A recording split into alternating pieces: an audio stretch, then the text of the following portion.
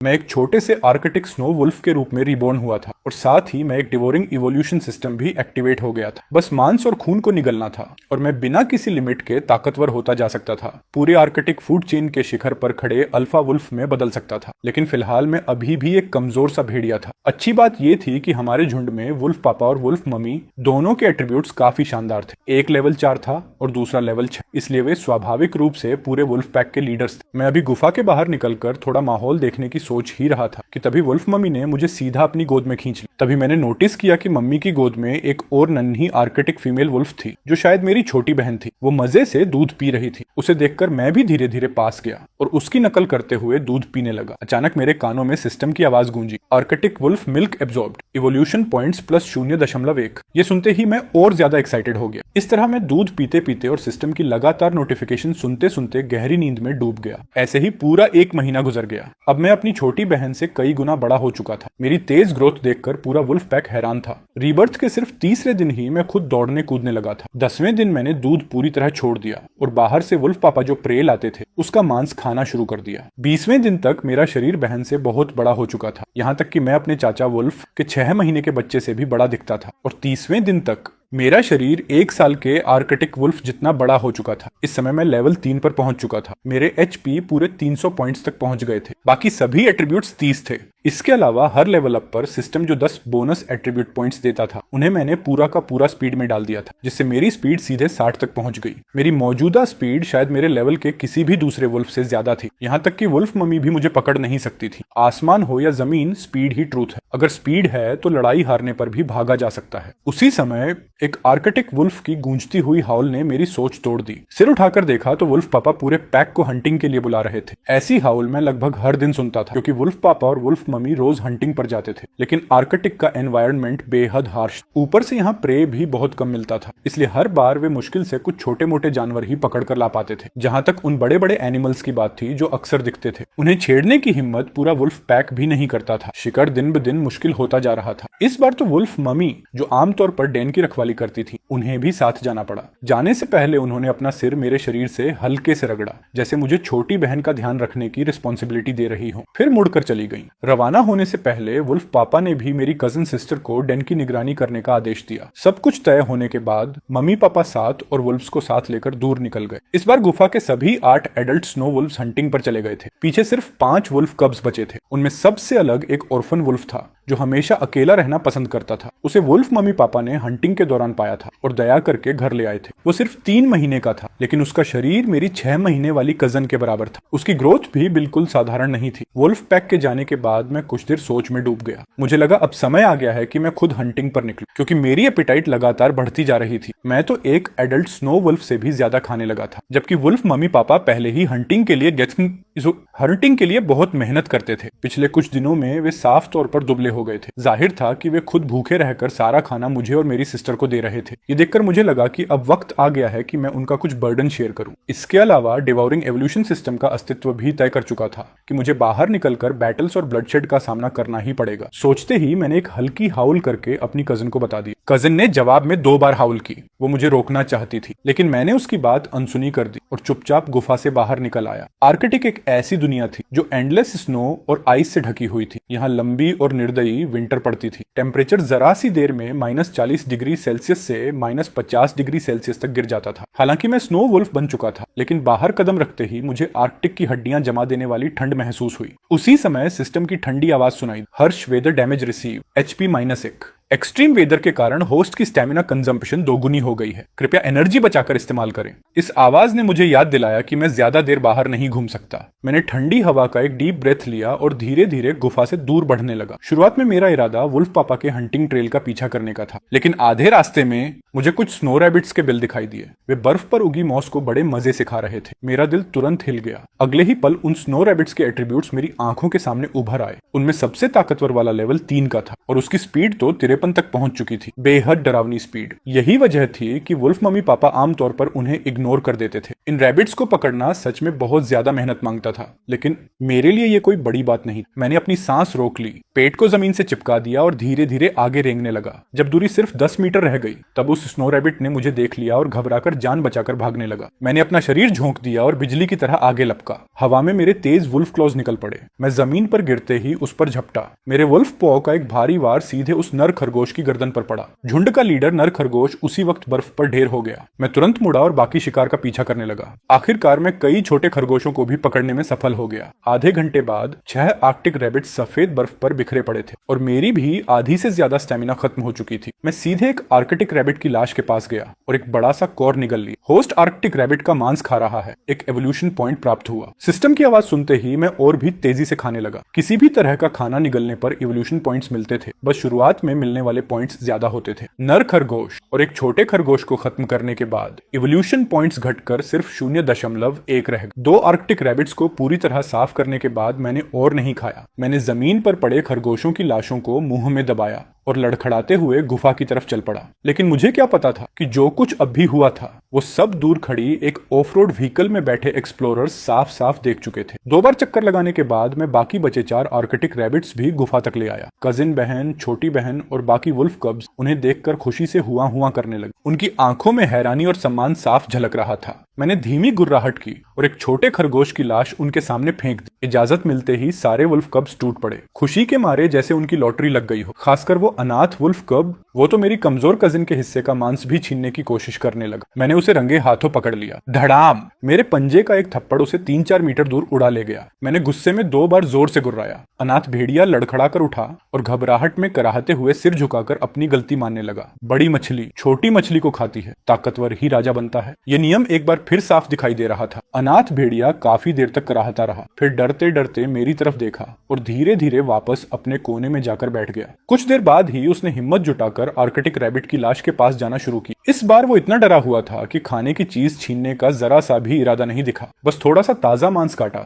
और फिर फौरन पीछे हट गया। पहले वुल्फ कब्स के बीच यही सबसे ज्यादा दबंग और बदमाश था, लेकिन आज की पिटाई ने इसका पूरा घमंड निकाल दिया था। उसकी आंखों में डर भी था और उलझन भी। शायद उसे समझ नहीं आ रहा था कि जो भेड़िया पहले ठीक से खड़ा भी नहीं हो पाता था, आज वही उसे इतनी आसानी से कैसे पीट गया। ऊपर से मेरा शरीर भी उसे साफ तौर पर बड़ा हो चुका था। उसकी छोटी सी आंखें सवालों से भरी हुई थी, लेकिन उसे जवाब देने की फुर्सत किसे थी। एक आर्कटिक रैबिट खत्म करने के बाद चारों वुल्फ कब्स पेट भरकर खा चुके थे। सबके पेट गोल मटोल हो गए थे। बाकी बचे 2 छोटे खरगोश मैंने वुल्फ मम्मी के हिस्से के लिए बचाकर रख दिए। पलक झपकते ही रात हो गई। वुल्फ मम्मी, वुल्फ पापा और बाकी वुल्फ्स भी थके हारे शरीर लेकर बाहर से लौट आए। आज उन्हें सिर्फ एक पोलर बेयर द्वारा छोड़ी गई आधी सील की लाश मिली थी। इतना खाना उनके लिए बिल्कुल नाकाफी था। पेट भरना तो दूर, शायद दिन भर की थकान भी उससे पूरी नहीं हो सकती थी और आज तो उनके बच्चों को भी भूखा सोना पड़ता। ये सोचकर वुल्फ मम्मी ने झुंझलाहट में हल्की गुर्राहट की। अगर हालात ऐसे ही रहे तो वुल्फ पैक ज्यादा दिन टिक नहीं पाएगा। अचानक वुल्फ मम्मी की नाक फड़क उठी। उसे गुफा के अंदर से तेज खून की गंध महसूस हुई। उसकी लगातार हुई हुई सुनकर बाकी 7 वुल्फ्स भी तुरंत सतर्क हो गए। वुल्फ पापा कई आर्कटिक वुल्फ्स को लेकर पागलों की तरह गुफा की तरफ दौड़ पड़ा। अल्फा वुल्फ होने के नाते उसकी गर्जना में खूंखार किलिंग इंटेंट भरी हुई थी। गुफा के अंदर अभी अभी पेट भरकर सोए वुल्फ कब्स उस परिचित गर्जना को सुनकर डर के मारे उछलकर खड़े हो गए। मैं भी कोई अपवाद नहीं था। मुझे लगा वुल्फ पापा और वुल्फ मम्मी किसी दुश्मन से टकरा गए हैं। मैं भी फौरन उठकर गुफा के बाहर की तरफ भागा। 60 पॉइंट स्पीड और 60 पॉइंट स्ट्रेंथ वाला वुल्फ पापा सीधे गुफा के अंदर घुस आया। उसके सफेद पंजे जमीन पर इतने जोर से पड़े कि कई पत्थर उछल गए। उसका गुस्से से भरा चेहरा देखकर, लेकिन कोई दुश्मन नजर न आने पर मैं वहीं का वहीं जड़ हो गया। पीछे खड़ी मेरी छोटी बहन और कजिन तो डर के मारे कांपने लगी। कुछ ही सेकंड बाद वुल्फ मम्मी और बाकी वुल्फ्स भी अंदर पहुंच गए और पूरी गुफा को गौर से देखने लगे। जब उन्होंने देखा कि सारे बच्चे सुरक्षित हैं, तब जाकर उनके खड़े हुए रोए धीरे धीरे नीचे हुए। वुल्फ मम्मी ने हल्की गुर्राहट की और बार बार अपनी जीभ से मुझे और मेरी बहन को चाटने लगी। तभी मुझे समझ आया कि वो लोग अभी इतने घबराए हुए क्यों थे। मैंने धीरे से एक बार हुआ हुआ की, फिर गुफा में बची हुई 2 आर्कटिक रैबिट्स की लाशें मुंह में दबाकर बाहर खींच लाया। असल में वही खून की गंध थी जो उन्हें महसूस हुई थी, लेकिन ये खाना आया कहां से? आर्कटिक रैबिट्स को पकड़ना तो बेहद मुश्किल होता है। क्या ये सब इन वुल्फ कब्स ने पकड़ा है? वुल्फ मम्मी हैरानी से भर गई। उसने सिर घुमाकर मेरे पास खड़े मुझे देखा। मैंने एक बार हुआ हुआ की। इससे साफ जाहिर हो गया कि ये सारे आर्कटिक रैबिट्स मैंने ही पकड़े थे। एक पल में सारे आर्कटिक वुल्व्स मुझे बड़ी जिज्ञासा से घूरने लगे। किसने सोचा होगा कि सिर्फ 1 महीने का वुल्फ कब खुद जाकर आर्कटिक रैबिट का शिकार कर सकता है। ये ग्रोथ स्पीड कुछ ज्यादा ही डरावनी थी। अगर यही रफ्तार रही तो कुछ ही समय बाद मैं शायद उन सबको पीछे छोड़ दूंगा। इस पल के बाद पूरे वुल्फ पैक की नजरें मेरे प्रति बदल चुकी थी। वुल्फ मम्मी ने हल्की गुर्राहट की और सबसे पहले अपनी नजरें हटा ली। उसे बस मेरी तेज ग्रोथ पर हैरानी थी, इसके अलावा उसने ज्यादा कुछ नहीं सोचा। वुल्फ मम्मी एक छोटे आर्कटिक रैबिट की लाश मुंह में दबाकर ले गई। आखिर उसने अभी ज्यादा समय पहले ही बच्चों को जन्म दिया था। उसके शरीर को सच में पोषण की जरूरत थी। जहां तक आखिरी बचे खरगोश का सवाल था, जब सभी वुल्फ कब्स ने बता दिया कि उनका पेट भर चुका है, तब वुल्फ पापा ने उसे बाकी मादा वुल्फ्स की तरफ फेंक दिया। इसके बाद बाकी वुल्फ्स भी चुपचाप गुफा में अपनी अपनी जगह लौट गए और लेटकर सो गए। आखिर स्टेमिना बचाने का सबसे अच्छा तरीका सोना ही था। वुल्फ मम्मी ने आधे से भी कम आर्कटिक रैबिट खाया था, तब जाकर उसकी ताकत थोड़ी वापस लौटी। हालांकि वो पूरा बचा हुआ मांस खा जाना चाहती थी, लेकिन उसने खुद को जबरदस्ती रोक लिया।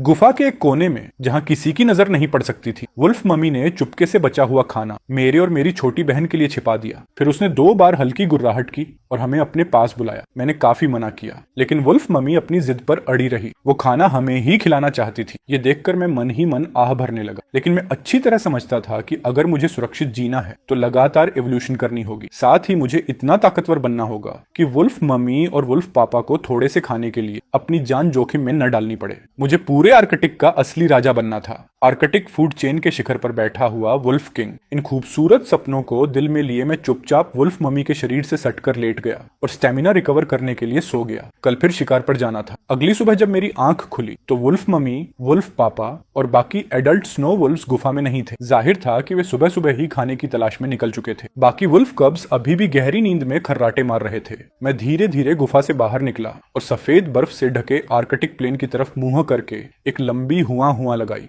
लगता है मुझे यहाँ बहुत लंबे समय तक सर्वाइवल करना पड़ेगा। हुआ खत्म करते ही मेरा पेट फिर से भूख से मचलने लगा। इसलिए मैंने बाहर जाकर अपनी किस्मत आजमाने का फैसला किया। ज्यादा दूर नहीं गया था कि हवा में ताजा खून की हल्की गंध महसूस हुई। मैं हवा की दिशा पकड़कर धीरे धीरे आगे बढ़ने लगा। करीब 10 मिनट तक रेंगते हुए आगे बढ़ने के बाद मैं एक घनी झाड़ी के पीछे रुक गया। सिर उठाकर दूर देखा। बहुत जल्दी मुझे उस खून की गंध का स्रोत दिखाई दे गया। वो एक लेवल 7 आर्कटिक रीनडियर की लाश। सामान्य हालात में इतने बड़े शिकार को गिराने के लिए पूरे वुल्फ पैक को पूरी ताकत लगानी पड़ती, लेकिन अभी एक विशाल लेवल 7 नर रीनडियर मेरी आंखों के सामने मरा पड़ा था। उसकी लाश पर दांतों या पंजों के निशान तक नहीं थे, सिर्फ गर्दन और चारों पैरों से गहरा लाल खून बह रहा था। यह नजारा देखकर मैं बेहद उलझ गया। आखिर कौन सा जीव इतना आसानी से एक स्वस्थ रीनडियर को मार सकता था? क्या यह पोलर बेयर का काम था? लेकिन अगर पोलर बेयर ने मारा था तो उसने पूरी लाश यहाँ क्यों छोड़ दी? आसपास अच्छी तरह जांच पड़ताल करने के बाद जब मुझे यकीन हो गया कि कोई खतरा नहीं है, तब मैं धीरे धीरे लाश के पास पहुंचा। ये आर्कटिक रीनडियर बहुत विशाल था। इसका वजन आसानी से 100 किलो से ऊपर होगा।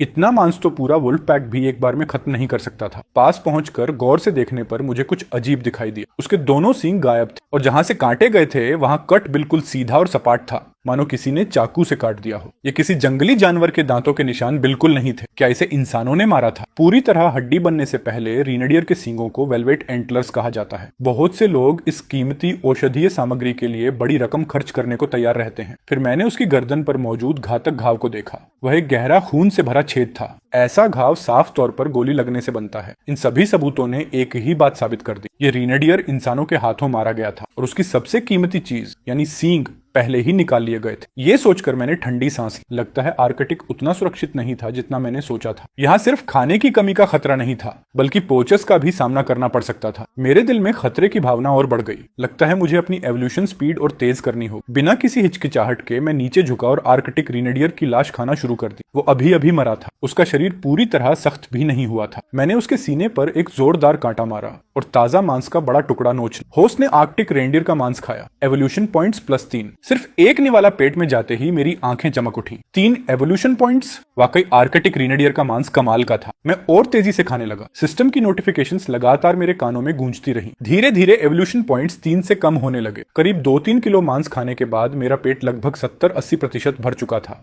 तब जाकर मैंने खाना बंद किया। वैसे भी इस बर्फीले जंगल में जरूरत से ज्यादा पेट भरकर खाना अपनी चाल को सुस्त बनाने जैसा था। इस वक्त मैं 70 से ज्यादा इवोल्यूशन पॉइंट्स जमा कर चुका था। बस 10 से भी कम पॉइंट्स की कमी थी और मैं एक बार फिर इवोल्यूशन कर सकता था। अपने इंसानी दिमाग का फायदा उठाते हुए मैंने कुछ मोटी टहनियां उठाकर रीनेडियर की लाश के नीचे लगा दी। इस तरीके से घर्षण कम हो गया। फिर मैं धीरे धीरे उसे गुफा की तरफ घसीटने लगा। अगर मेरे पास ये दिमाग ना होता तो शायद वुल्फ पापा को भी इस शिकार को खींच कर ले जाने में पसीना आ जाता। लेकिन तभी खून की गंध सूंघ कर एक धूसर सफेद धब्बों वाला फीलाइन बीस्ट वहां आ पहुंचा। वो झाड़ियों के बीच दबकर लेट गया। जब उसे यकीन हो गया कि मैं सिर्फ एक अकेला वुल्फ कब हूं, तो उसने अपने नुकीले दांत और पंजे बाहर निकाल लिए। वो मेरे बराबर वजन का शिकारी था। बिल्ली प्रजाति के शिकारी लगभग हमेशा जंगल के बेजोड़ राजा माने जाते हैं। उसकी लंबी और लचीली टांगे थी और भूख सहने की क्षमता भी बेहद जबरदस्त थी। वो सचमुच एक जन्मजात हंटर था। लगता था कि यह दानव 2 दिनों से भूखा था, लेकिन सामने इतना बड़ा शिकार पड़ा होने के बावजूद उसने खुद को काबू में रखा। चुपचाप सही मौके का इंतजार करता रहा। ठीक उसी समय जब मैं पूरी ताकत लगाकर रीनेडियर की लाश खींच रहा था, मेरा संतुलन बिगड़ा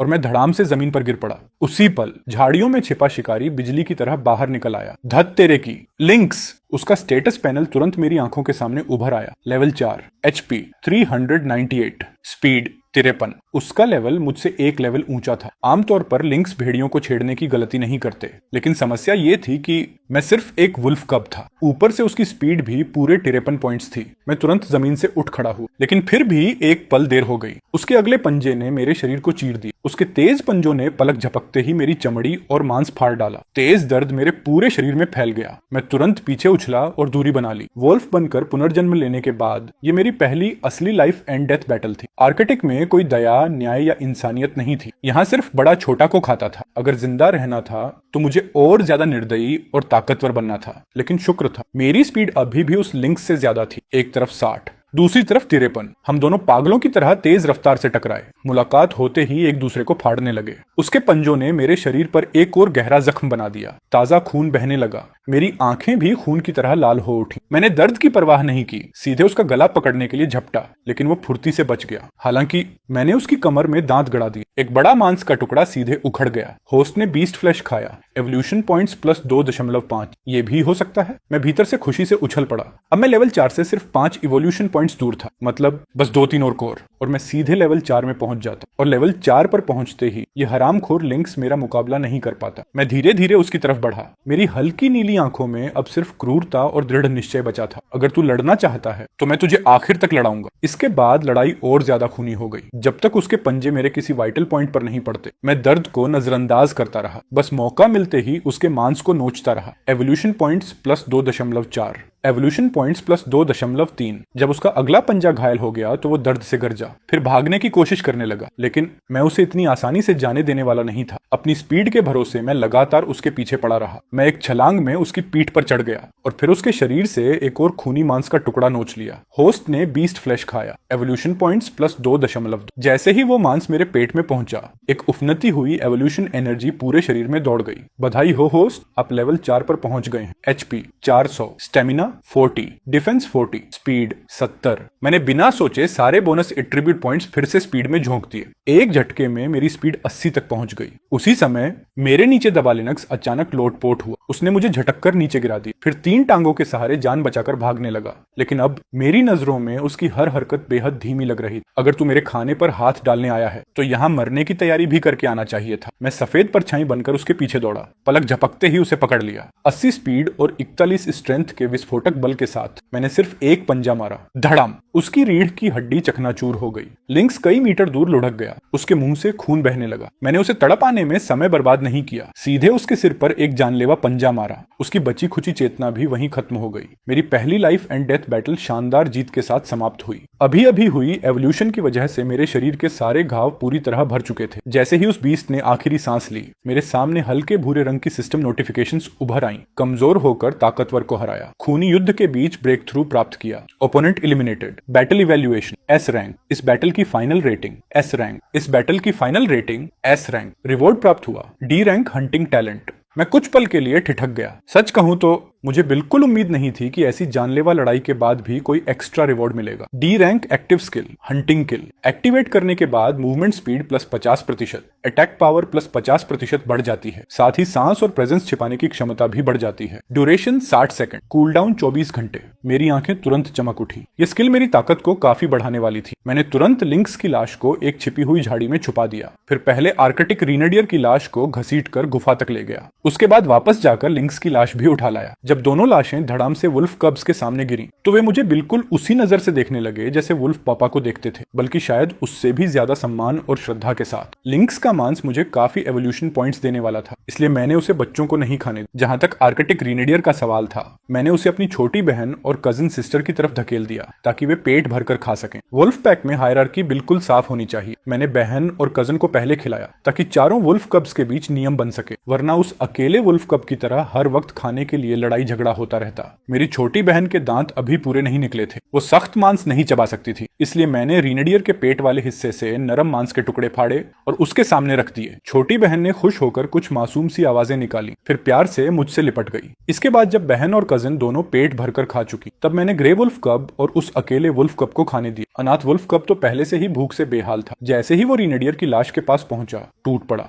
और मैं एक चट्टान के पीछे जाकर लेट गया। आज लिंक्स के साथ जान की बाजी लगाकर लड़ाई लड़ी थी। मैं भी पूरी तरह थक चुका था। छोटी बहन भी पेट भरने के बाद लड़खड़ाते हुए मेरे पास आई, मेरे शरीर से सटकर लेट गई और सो गई। पलक झपकते ही शाम हो गई। नींद खुलते ही मुझे एहसास हुआ कि वुल्फ पापा और वुल्फ मम्मी अभी तक वापस नहीं लौटे थे। मैं धीरे धीरे गुफा के बाहर आया। एक बर्फीली हवा का झोंका सीधे मेरे चेहरे से टकराया। मैंने दूर नजर दौड़ाई। ठंडी हवाएं पहले से ज्यादा तेज चल रही थी। जमीन की बर्फ और हिम को हवा आसमान में उड़ा रही थी। क्या स्नोस्टॉर्म आ गया है? मेरा दिल अचानक भारी हो गया। वुल्फ पापा और वुल्फ मम्मी के वापस न लौटने की वजह शायद यही तूफान था, लेकिन दोनों ही अनुभवी हंटर्स थे। अगर उन्होंने स्नोस्टॉर्म आते देखा होगा तो जरूर कहीं शरण ले ली होगी। मैं वापस गुफा के अंदर आया। कजिन सिस्टर अभी भी जाग रही थी। वो नाइट वॉच कर रही थी। मैंने हल्की गुर्राहट की, इशारा किया कि अब मैं पहरा दूंगा। कजन ने आभार जताते हुए 2 बार हुआ हुआ की, फिर आज्ञाकारी होकर वापस सोने चली गई। अब वो मुझे अपने पीछे घूमने वाले छोटे भाई की तरह नहीं देखती थी, बल्कि एक असली अल्फा वुल्फ की तरह सम्मान देती थी। उस रात बाहर स्नोस्टॉर्म और भी भयानक होता गया। हवा जोर जोर से गरज रही थी। तभी अचानक एक आर्कटिक टर्न लड़खड़ाते हुए उड़कर गुफा के मुंह तक आ पहुंची। शायद तूफान से बचने के लिए जगह ढूंढ रही थी। मैंने तुरंत बिजली जैसी स्पीड से छलांग लगाई, एक पंजे का वार किया और उसे जमीन पर गिरा दिया। कुछ पंख नोचकर मैंने उसे पूरा निगल ली। डिंग!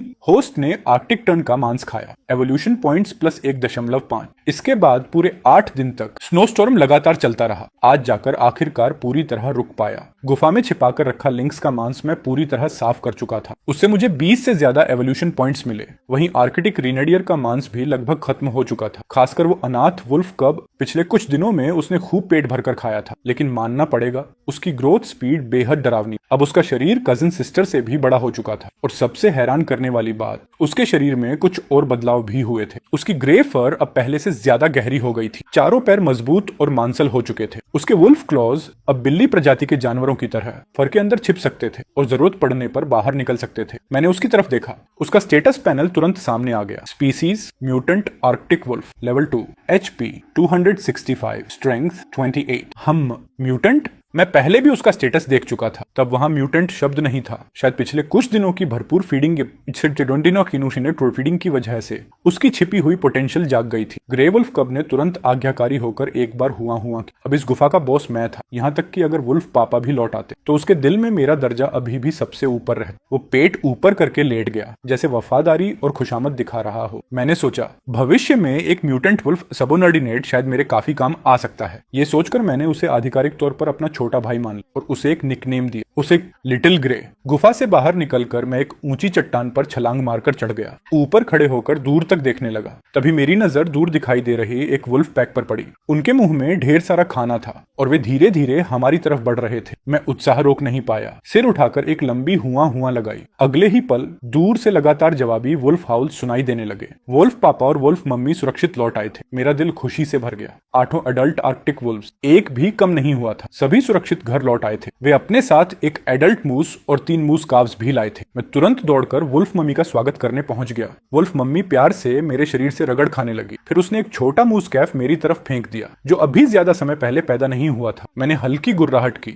इशारा किया कि वो हिस्सा छोटी बहन के लिए रहने दे। मेरी इस हरकत पर वुल्फ मम्मी खुद को रोक नहीं पाई और मुझे फिर से कई बार चाटने लगी। गुफा में लौटने के बाद वुल्फ मम्मी ने उन छोटे मूस कब्स के पेट फाड़कर उनकी अंतड़ियां निकाली और वुल्फ कब्स के सामने फेंक दी। वो छोटा ग्रे व्हाइट वुल्फ कब पहले तो तुरंत झपटने वाला था, लेकिन अचानक उसे कुछ याद आ गया। उसने सिर उठाकर मेरी तरफ देखा। मेरी इजाजत मिलने के बाद ही वो धीरे धीरे जाकर खाने लगा। वुल्फ मम्मी ने ये सब देखा, लेकिन उसे कोई आपत्ति नहीं थी। आखिर ताकतवर ही राजा बनता है। वुल्फ कब्स मेरा कहना मानते हैं, ये बिल्कुल स्वाभाविक बात थी। वुल्फ मम्मी ने मुझे भी खाने का इशारा किया। मैं लिटिल ग्रे को साथ लेकर उस अडल्ट मूस की लाश के पास पहुंच गया। लेवल 8 मूज, HP 1265। होस्ट ने मूस का मांस खाया। Evolution points +5। सिर्फ पहला कोर खाते ही मुझे 5 एवोल्यूशन पॉइंट्स मिल गए। मेरी आंखें चमक उठी। इतने ज्यादा एवोल्यूशन पॉइंट्स मुझे पहली बार मिले थे। मैं तुरंत टूट पड़ा। लगातार मांस निगलता गया। मूस का मांस सचमुच बेहद स्वादिष्ट था, नरम, रसदार और ताजा। मैं बड़े मजे से खा रहा था। मैंने लगातार 10 किलो मांस खा लिया। ये मात्रा किसी सामान्य अडल्ट आर्कटिक वुल्फ से भी कहीं ज्यादा थी।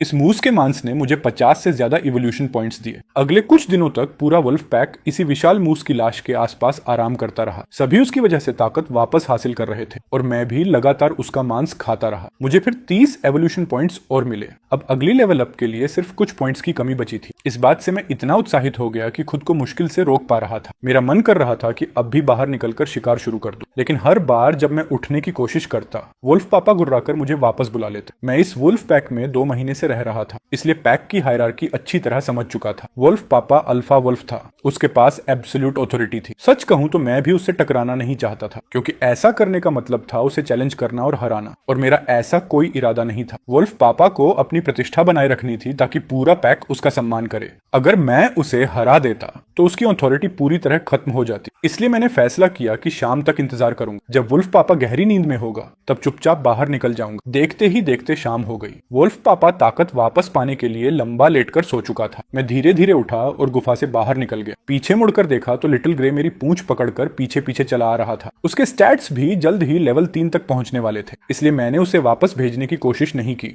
आज आसमान पूरी तरह धूसर था, विजिबिलिटी भी काफी खराब थी। शायद यही वजह थी कि वुल्फ पापा ने आज शिकार पर जाने का फैसला नहीं किया था। लेकिन मैं अलग था। मुझे सिर्फ 5 एवोल्यूशन पॉइंट्स और चाहिए थे। लेवल अप का लालच इतना बड़ा था कि मैं खुद को रोक नहीं पा रहा था। मैं लगातार शिकार की तलाश में घूमने लगा। ज्यादा समय नहीं बीता कि हमें एक आर्कटिक रैबिट कॉलोनी मिल गई, लेकिन अब उन रैबिट्स से मिलने वाले इवोल्यूशन पॉइंट्स इतने कम थे कि उन पर समय बर्बाद करने का मन ही नहीं हुआ। हालांकि पीछे खड़ा लिटिल ग्रे बेचैन हो रहा था। वो हमला करना चाहता था। मैंने सिर हिलाकर इजाजत दे दी, उसे खुद शिकार करने का मौका दे दिया। लिटिल ग्रे खुशी से उछल पड़ा और सीधा रैबिट ग्रुप की तरफ दौड़ गया। दुर्भाग्य से उसे हंटिंग स्किल्स आती ही नहीं थी। वो बस सिर झुकाकर बैल की तरह भागा। आर्कटिक रैबिट्स के कान बेहद तेज थे। उन्होंने तुरंत खतरा भांप लिया और चारों तरफ भाग निकले। लिटिल ग्रे गुस्से में जोर जोर से हुआ हुआ करने लगा। मैं सिर्फ सिर हिलाकर रह गया। फिर उसके पास गया और एक थप्पड़ जड़ दिया। उसके बाद मैंने उसे सिखाना शुरू किया, जमीन से चिपककर कैसे रेंगना है, अपने निशान कैसे छिपाने हैं और शिकार के करीब कैसे पहुंच। लिटिल ग्रे बेहद ध्यान से सीख रहा था। वो बार बार प्रैक्टिस करता रहा। मैं उसे सिखाते हुए आगे बढ़ता गया और साथ साथ शिकार भी ढूंढता रहा। अचानक मेरी सिक्स्थ सेंस ने खतरे का संकेत दिया। पूरे शरीर में सिहरन दौड़ गई। वुल्फ पर खड़ी हो गई।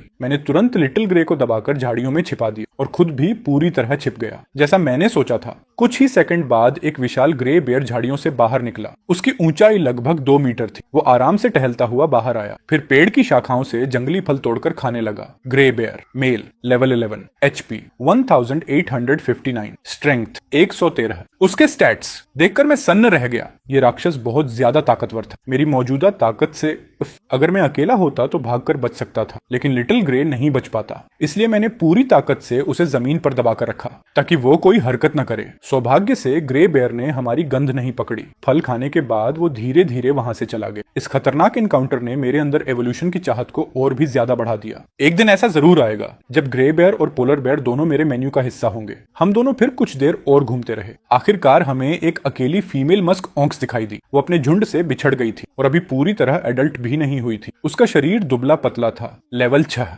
HP 1058। जोखिम जितना बड़ा, फायदा भी उतना बड़ा। मैंने गहरी सांस और धीरे धीरे धीरे अपने नुकीले वुल्फ फैंग्स बाहर निकाल दी। मैंने लिटिल ग्रे को इशारा किया कि झाड़ियों में चुपचाप लेटा रहे, बिल्कुल भी हरकत न करे। ये मस्क ऑक्स कम से कम 200 से 300 किलो की थी और उसका वजन मेरे मौजूदा शरीर से कई गुना ज्यादा था। मैं धीरे धीरे बर्फीली जमीन पर रेंगते हुए आगे बढ़ा। अगर उसके सींग का एक भी वार लग जाता तो मेरा खेल वहीं खत्म हो जाता। वो मस्क ऑक्स अपने झुंड से बिछड़ चुकी थी, घबराकर अपनी मां के निशान ढूंढ रही थी। उसे बिल्कुल भी अंदाजा नहीं था कि मौत चुपचाप उसकी तरफ बढ़ रही है। लेकिन इस वक्त का पूरा नजारा दूर खड़ी grey white of road vehicle में बैठी एक एक्सप्लोरर की नजरों में भी आ चुका था। उस लड़की का नाम टिफनी था। टिफनी रूस के नॉर्थ रीजन की रहने वाली थी। उम्र 23 साल, सुनहरे बाल और एम्बर कलर की आंखें। वो एक वाइल्ड लाइफ रिसर्च स्कॉलर थी। पिछले कई दिनों से आर्कटिक में डॉक्यूमेंट्री शूट कर रही थी, साथ ही फेसबुक पर लाइव स्ट्रीम भी चला रही थी। उसकी नजर दूर बैठे उस आर्कटिक वुल्फ पर टिकी हुई थी जो अकेले मस्क ऑक्स का शिकार करने की तैयारी कर रहा था। उसे धुंधला सा एहसास हुआ कि शायद यही वही वुल्फ है जिसे उसने कुछ समय पहले देखा था। उसका बर्फ जैसा सफेद फर सचमुच किसी को भी प्रभावित कर सकता था। OMG, ये तो बिल्कुल पागलपन है। लाइव स्ट्रीम के कमेंट सेक्शन में भी लगातार कमेंट्स आने लगे। कोई शक जता रहा था, कोई हैरान हो रहा था, तो कोई तेजी से एनालिसिस कर रहा था। उधर मेरी आंखों में सिर्फ खून की प्यास चमक रही थी। ये मस्क ऑक्स लेवल 6 की थी। HP बहुत ज्यादा था, डिफेंस भी बेहद मजबूत, लेकिन मेरी स्पीड इतनी थी कि मैं इसके साथ एंड्योरेंस बैटल लड़ सकता था। बिजली की तरह मैं आगे लपका। हवा चीरती हुई मेरी स्पीड सीधे आसमान में उछली। मैंने पंजा घुमाकर उसकी आंख पर जोरदार वार की। मस्क ऑक्स दर्द से दहाड़ उठी। उसके खुरों ने बर्फ उड़ा दी और वो पागलों की तरह मेरी तरफ दौड़ी। मैंने शरीर मोड़ा और आसानी से उसके गुस्से भरे चार्ज को डोडज कर ली। वो और खाली जाने के बाद वो लड़खड़ाकर मुड़ी और फिर से हमला कर दी। मैं उसकी हर हरकत पर नजर रखे था। टकराने से ठीक पहले मैं हल्का सा साइड में सरक गया। उसका हमला फिर खाली चला गया। उसी समय मेरे पंजे उसकी गर्दन पर चल गए। लंबे खून से भरे घाव उभर आए। मस्क ऑक्स पूरी तरह पागल हो चुकी थी, लेकिन इस बार चार्ज करते समय उसने अचानक स्पीड कम कर दी। वो पहले से मेरे डॉज डायरेक्शन पर नजर रख रही थी। ये जानवर अब सीख चुका था। मुझे भी हैरानी हुई। सिर्फ इंस्टिंक्ट्स पर जीने वाला मस्क ऑक्स भी सिचुएशन के हिसाब से खुद को बदल सकता था। फिर भी मैं नहीं रुका। मैं ऊंची छलांग लगाकर सीधे उसकी पीठ पर जा गिरा।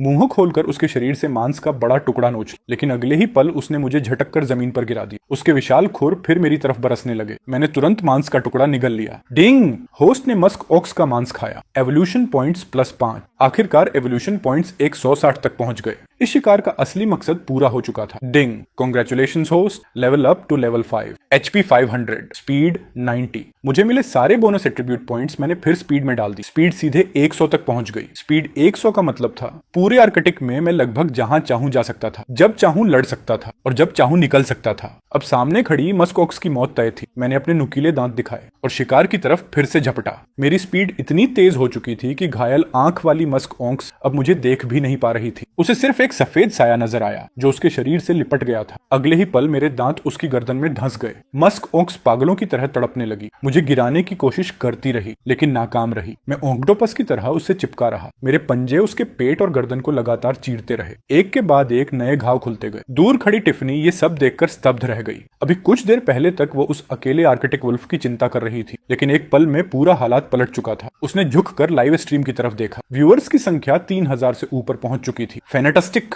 वाइल्ड नेचर सचमुच कमाल की चीज है। मुझे अपनी पिछली बात वापस लेनी पड़ेगी। टिफनी मुस्कुराई और लाइव ऑडियंस से बात करने लगी। सबका धन्यवाद। मैं इस व्हाइट वुल्फ को स्पेशल अटेंशन दूंगी। इसी दौरान मेरी लंबी हुआ गूंज उठी और आखिरकार मस्क ऑक्स धड़ाम से जमीन पर गिर पड़ी। मर चुकी थी। मेरी आंखों के सामने सिस्टम नोटिफिकेशंस उभर आए। Weak defeat strong, break through during battle, perfect dodge, final victory, target eliminated, battle rating S rank, reward 10 potential potions, reward 3 evolution potions. मैं खुशी से सिर उठाकर लंबी हुआ करने लगा। लगता है अगर बैटल में पर्याप्त ब्रेक थ्रू मोमेंट्स हों तो रेटिंग काफी ऊंची मिलती है। मैंने तुरंत मस्क ऑक्स की लाश खाना शुरू कर दिया। डिंग! होस्ट ने मस्क ऑक्स का मांस खाया। Evolution points +4.7। करीब 7 से 8 किलो मांस खाने के बाद मैं रुक गया। इस भोजन से मुझे 40 से ज्यादा एवोल्यूशन पॉइंट्स मिले। आर्कटिक में अब ठंड का मौसम पूरी तरह आ चुका था। आसमान काला पड़ चुका था। अंधेरे में मेरी नीली आंखें अब हरे प्रकाश से चमक रही थी। दूर टिफनी भी वापस जाने की तैयारी कर रही थी। उसने इंजन स्टार्ट किया और उसकी गाड़ी धीरे धीरे दूर अंधेरे में गायब हो गई। मैंने फिर लिटिल ग्रे को आवाज लगाई जो अब तक छिपकर बैठा हुआ था। उसे बाहर आकर खाने को कहा। लिटिल ग्रे कई घंटों से जमीन से चिपका पड़ा था। ठंड से उसका पूरा शरीर अकड़ चुका था, लेकिन मेरी आवाज सुनते ही वो खुशी से दौड़ पड़ा और सीधे मस्क ऑक्स की लाश पर टूट पड़ा। मैं इधर उधर घूमकर 2 मजबूत टहनियां ढूंढने लगा ताकि इस मस्क ऑक्स की लाश को घसीटकर गुफा तक ले जा सकूं। इतनी बड़ी मस्क ऑक्स पूरे वुल्फ पैक को कई दिनों तक पेट भरकर खिला सकती थी। वापसी के रास्ते में मेरी मुलाकात 3 आर्कटिक वुल्फ्स के एक छोटे वुल्फ पैक से हुई। उनमें सबसे ताकतवर नर वुल्फ भी सिर्फ लेवल 5 का था। उन्होंने मेरी गंध सूंघी और तुरंत समझ गए कि मैं आसान शिकार नहीं हूँ, इसलिए समझदारी दिखाते हुए पीछे हट गए। जैसे ही मैं गुफा के पास पहुंचा, मैंने वुल्फ पापा को पेट्रोल करते हुए देखा। मैं फुर्ती से एक बड़ी चट्टान पर चढ़ा और सिर उठाकर लंबी हुआ हुआ लगाई। वुल्फ पापा ने आवाज सुनते ही सिर घुमा लिया तो ये लड़का वापस आ गया। उनके दिल पर रखा भारी पत्थर आखिर उतर गया। जब से वो जागे थे और उन्हें मैं लिटिल ग्रे गायब मिले थे, तब से वो लगातार परेशान थे। बेशक अल्फा वुल्फ होने के नाते वो इस बात से बेहद नाराज भी थे कि मैं बिना बताए निकल गया था, लेकिन तभी उनकी तेज सूंघने की शक्ति को खून की गंध महसूस हुई।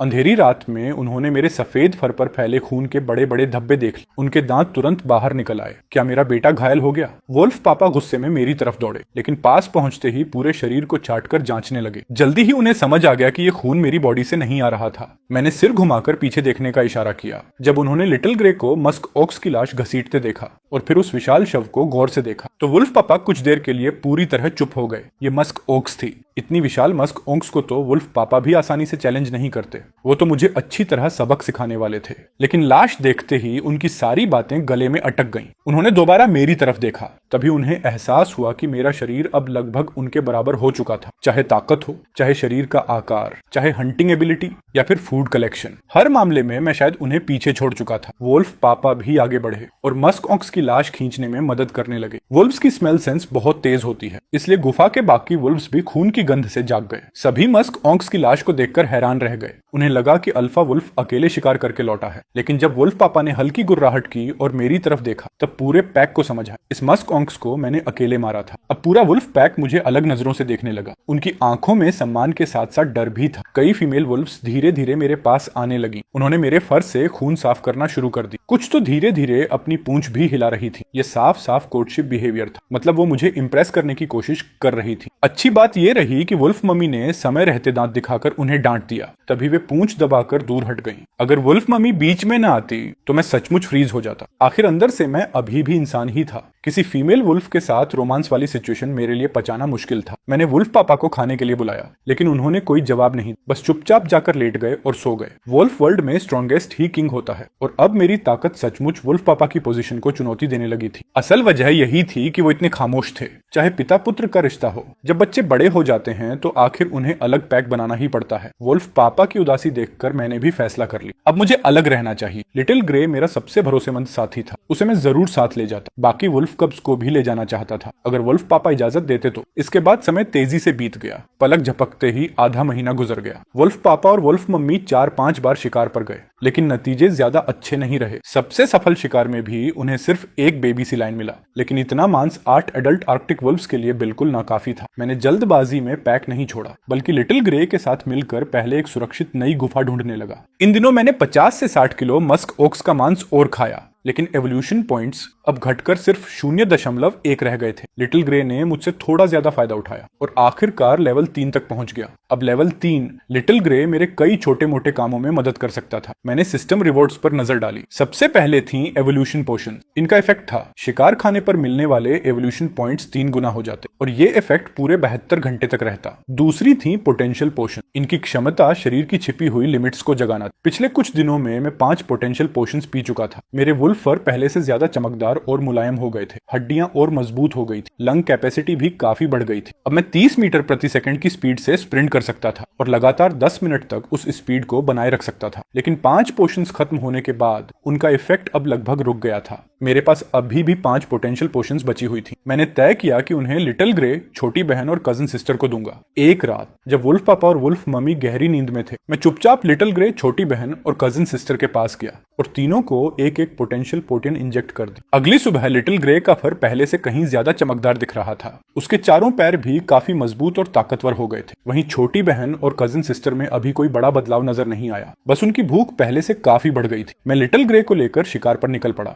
आमतौर पर पोटेंशियल पोषण का असर लगभग 3 दिन तक रहता है। इस दौरान ज्यादा एक्सरसाइज और भरपूर खाना शरीर की पोटेंशियल जगाने में बहुत मदद करता है। इस हंटिंग ट्रिप में मैंने लिटिल ग्रे को मेन हंटर की भूमिका दी। जल्द ही हमें एक लेमिंग कॉलोनी की गंध मिल गई। मेरी मंजूरी मिलते ही लिटिल ग्रे झाड़ियों में छिप गया और धीरे धीरे आगे बढ़ने लगा। अब उसे हंटिंग की कुछ बेसिक स्किल्स आ चुकी थी। उसकी स्पीड लगभग 40 तक पहुंच चुकी थी, जो लेमिंग से कहीं ज्यादा थी। सिर्फ आधे मिनट के अंदर ही लिटिल ग्रे के पंजों तले 7 से 8 लेमिंग्स मारे जा चुके थे। थोड़ी देर पीछा करने के बाद उसने 2 से 3 लेमिंग्स मुंह में दबाए और वापस लौट आया। लिटिल ग्रे उत्साह से मेरी तरफ हुआ हुआ करने लगा। यह उसकी जिंदगी का पहला सफल सोलो हंट था। कुछ लेमिंग्स खाने के बाद मुझे थोड़े इवोल्यूशन पॉइंट्स मिले। बाकी खाना मैंने लिटिल ग्रे के लिए छोड़ दी। उसने कुछ लेमिंग्स को सावधानी से बर्फ में दबा भी दिया। वो बाद में उन्हें छोटी बहन और बाकी वुल्फ्स को खिलाना चाहता था। कुछ दिनों बाद मैंने फैसला किया कि अब लिटिल ग्रे, छोटी बहन, कजन सिस्टर और ग्रे व्हाइट वुल्फ कब को लेकर अलग पैक बनाया। हम सब पुरानी गुफा छोड़कर नई जगह चले गए। नई गुफा पुरानी जगह से लगभग 20 किलोमीटर दूर थी। एक ऊंचे पहाड़ पर स्थित। रास्ता खतरनाक और खड़ा था, लेकिन सुरक्षा बेहद शानदार थी। नई केव इतनी बड़ी थी कि उसमें दर्जनों वुल्फ्स रह सकते थे। मैंने सबको वहां बसाया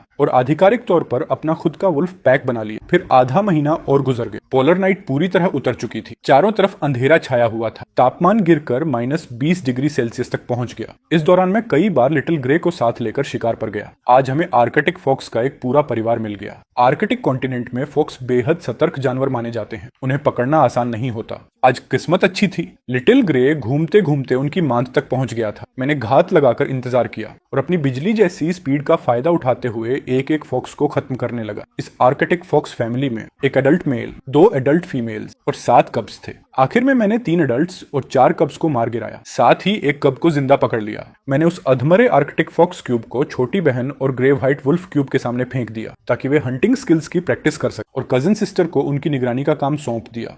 इसके बाद मैंने एक एवोल्यूशन पोशन निकाली और इस्तेमाल कर ली। डिंग, होस्ट ने आर्कटिक फॉक्स का मांस खाया। Evolution points +12। इवोल्यूशन पोर्टेन का असर शुरू होते ही मेरी भूख विस्फोट की तरह बढ़ गई। मैं टूट पड़ा, लगातार खाता गया। एक मोटी आर्कटिक फॉक्स को पूरा निगलने के बाद मुझे लगभग 100 एवोल्यूशन पॉइंट्स मिले। सब कुछ खत्म होने के बाद मैं तुरंत गुफा से निकल पड़ा। अब मेरी नजर एक बहुत बड़े टारगेट पर थी, एक ग्रे बेयर, जिस पर मैं काफी समय से नजर रखे हुए था। ये एक फीमेल ग्रे बियर थी और उसने हाल ही में बच्चों को जन्म दिया था। इस वजह से उसकी HP और ताकत पहले से काफी कम हो चुकी थी। ऊपर से पोलर नाइट शुरू हो चुकी थी। फूड सोर्सेज कम होते जा रहे थे, इसलिए उसके लिए ताकत वापस पाना बेहद मुश्किल था। मैंने इस शिकार को काफी समय पहले टारगेट कर लिया था, लेकिन जल्दबाजी नहीं की। आज मैं सिर्फ उसकी स्थिति और लोकेशन कंफर्म करने आया था। वो बाहर बेरीज और इंसेक्ट्स खा रही थी। काफी देर बाद धीरे धीरे वापस अपनी केव में चली गई। मैं काफी देर तक उसे देखता रहा। जब यकीन हो गया कि वो बाहर नहीं निकलेगी, तब मैं वापस लौटने लगा। लेकिन तभी मेरी हरी वुल्फ आइज ने दूर एक हल्की लाल रोशनी पकड़ ली। Infrared camera. वो एक FC टाइप इंफ्रारेड कैमरा था। लगता है पोलर नाइट के दौरान भी कुछ लोग आर्कटिक एनिमल्स की रिकॉर्डिंग कर रहे थे, लेकिन मुझे ऐसी चीजें बिल्कुल पसंद नहीं थी। जिस ग्रे बेयर को मैंने टारगेट कर लिया था वो मेरा शिकार थी। मैं बिजली की तरह झपटा।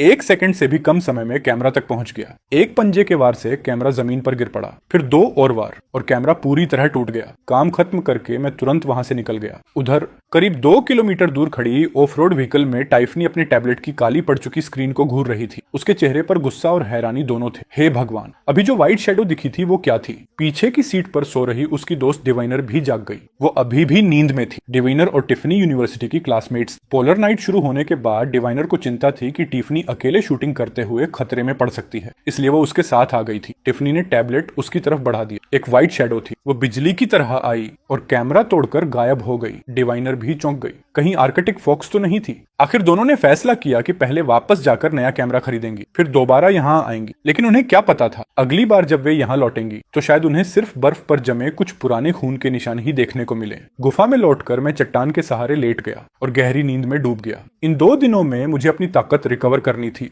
और अपनी हालत को पीक कंडीशन तक लाना था। अगले दिन जब मेरी आंख खुली तो टियू खोई मेरे पास चुपचाप पहरा दे रहा था। वह खुशी से हूंकने लगा और अपनी जीभ निकालकर मेरे फर को चाटने लगा। ढप्प! मैंने उसे तुरंत एक थप्पड़ जड़ दिया। अगर सोई माँ या मेरी छोटी बहन ऐसा करती तो मैं मना नहीं कर पाता, लेकिन इसका मतलब ये नहीं कि मैं इसके साथ ऐसी इंटीमेसी एक्सेप्ट कर लूं। मैं ट्यू खोई को लेकर एक चक्कर पेट्रोल पर गया, फिर वापस गुफा में लौटकर पूरे झुंड को खाने के लिए बुलाया। पेट भरकर खाने के बाद मैं गुफा के मुहाने पर लेट गया और बाहर देखने लगा। दूसरे दिन आखिरी आर्कटिक लोमड़ी भी खत्म करने के बाद मेरे एवोल्यूशन पॉइंट्स आखिरकार लेवल बढ़ाने के लिए पर्याप्त हो गए। मैं गुफा के सामने खड़ा हुआ और उत्साह से लंबी हुंकार भरी वही रहस्यमयी ऊर्जा एक बार फिर मेरे शरीर पर उतर आई। वह मेरे पूरे शरीर में दौड़ गई। मेरा फर और ज्यादा चमकदार और मजबूत हो गया। चारों पैर और मोटे हो, दांत और पंजे चाकू की धार जैसे तेज हो गए। मेरे शरीर की लंबाई 2 मीटर से भी ऊपर निकल गई और मेरी कॉम्बैट पावर भी तेजी से बढ़ गई। बधाई हो, होस्ट लेवल 6 पर पहुंच गया है। Health 600, speed 110। जो अतिरिक्त एट्रीब्यूट पॉइंट्स मिले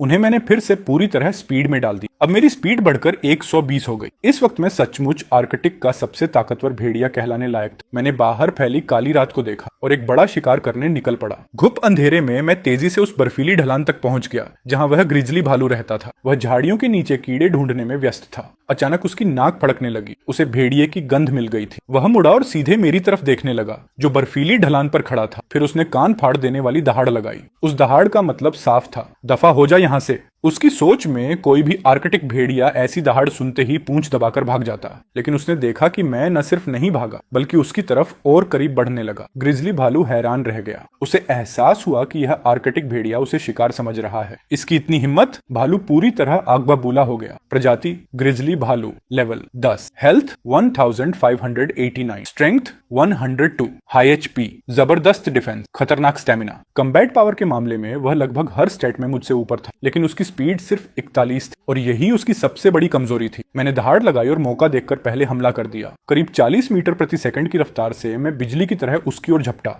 इतनी भयानक स्पीड उसने शायद कभी नहीं देखी थी। उसके गुस्से में अब हैरानी भी घुल चुकी थी। उसने जल्दी से पंजा घुमाया, लेकिन उससे पहले मेरा हमला पहुंच चुका था।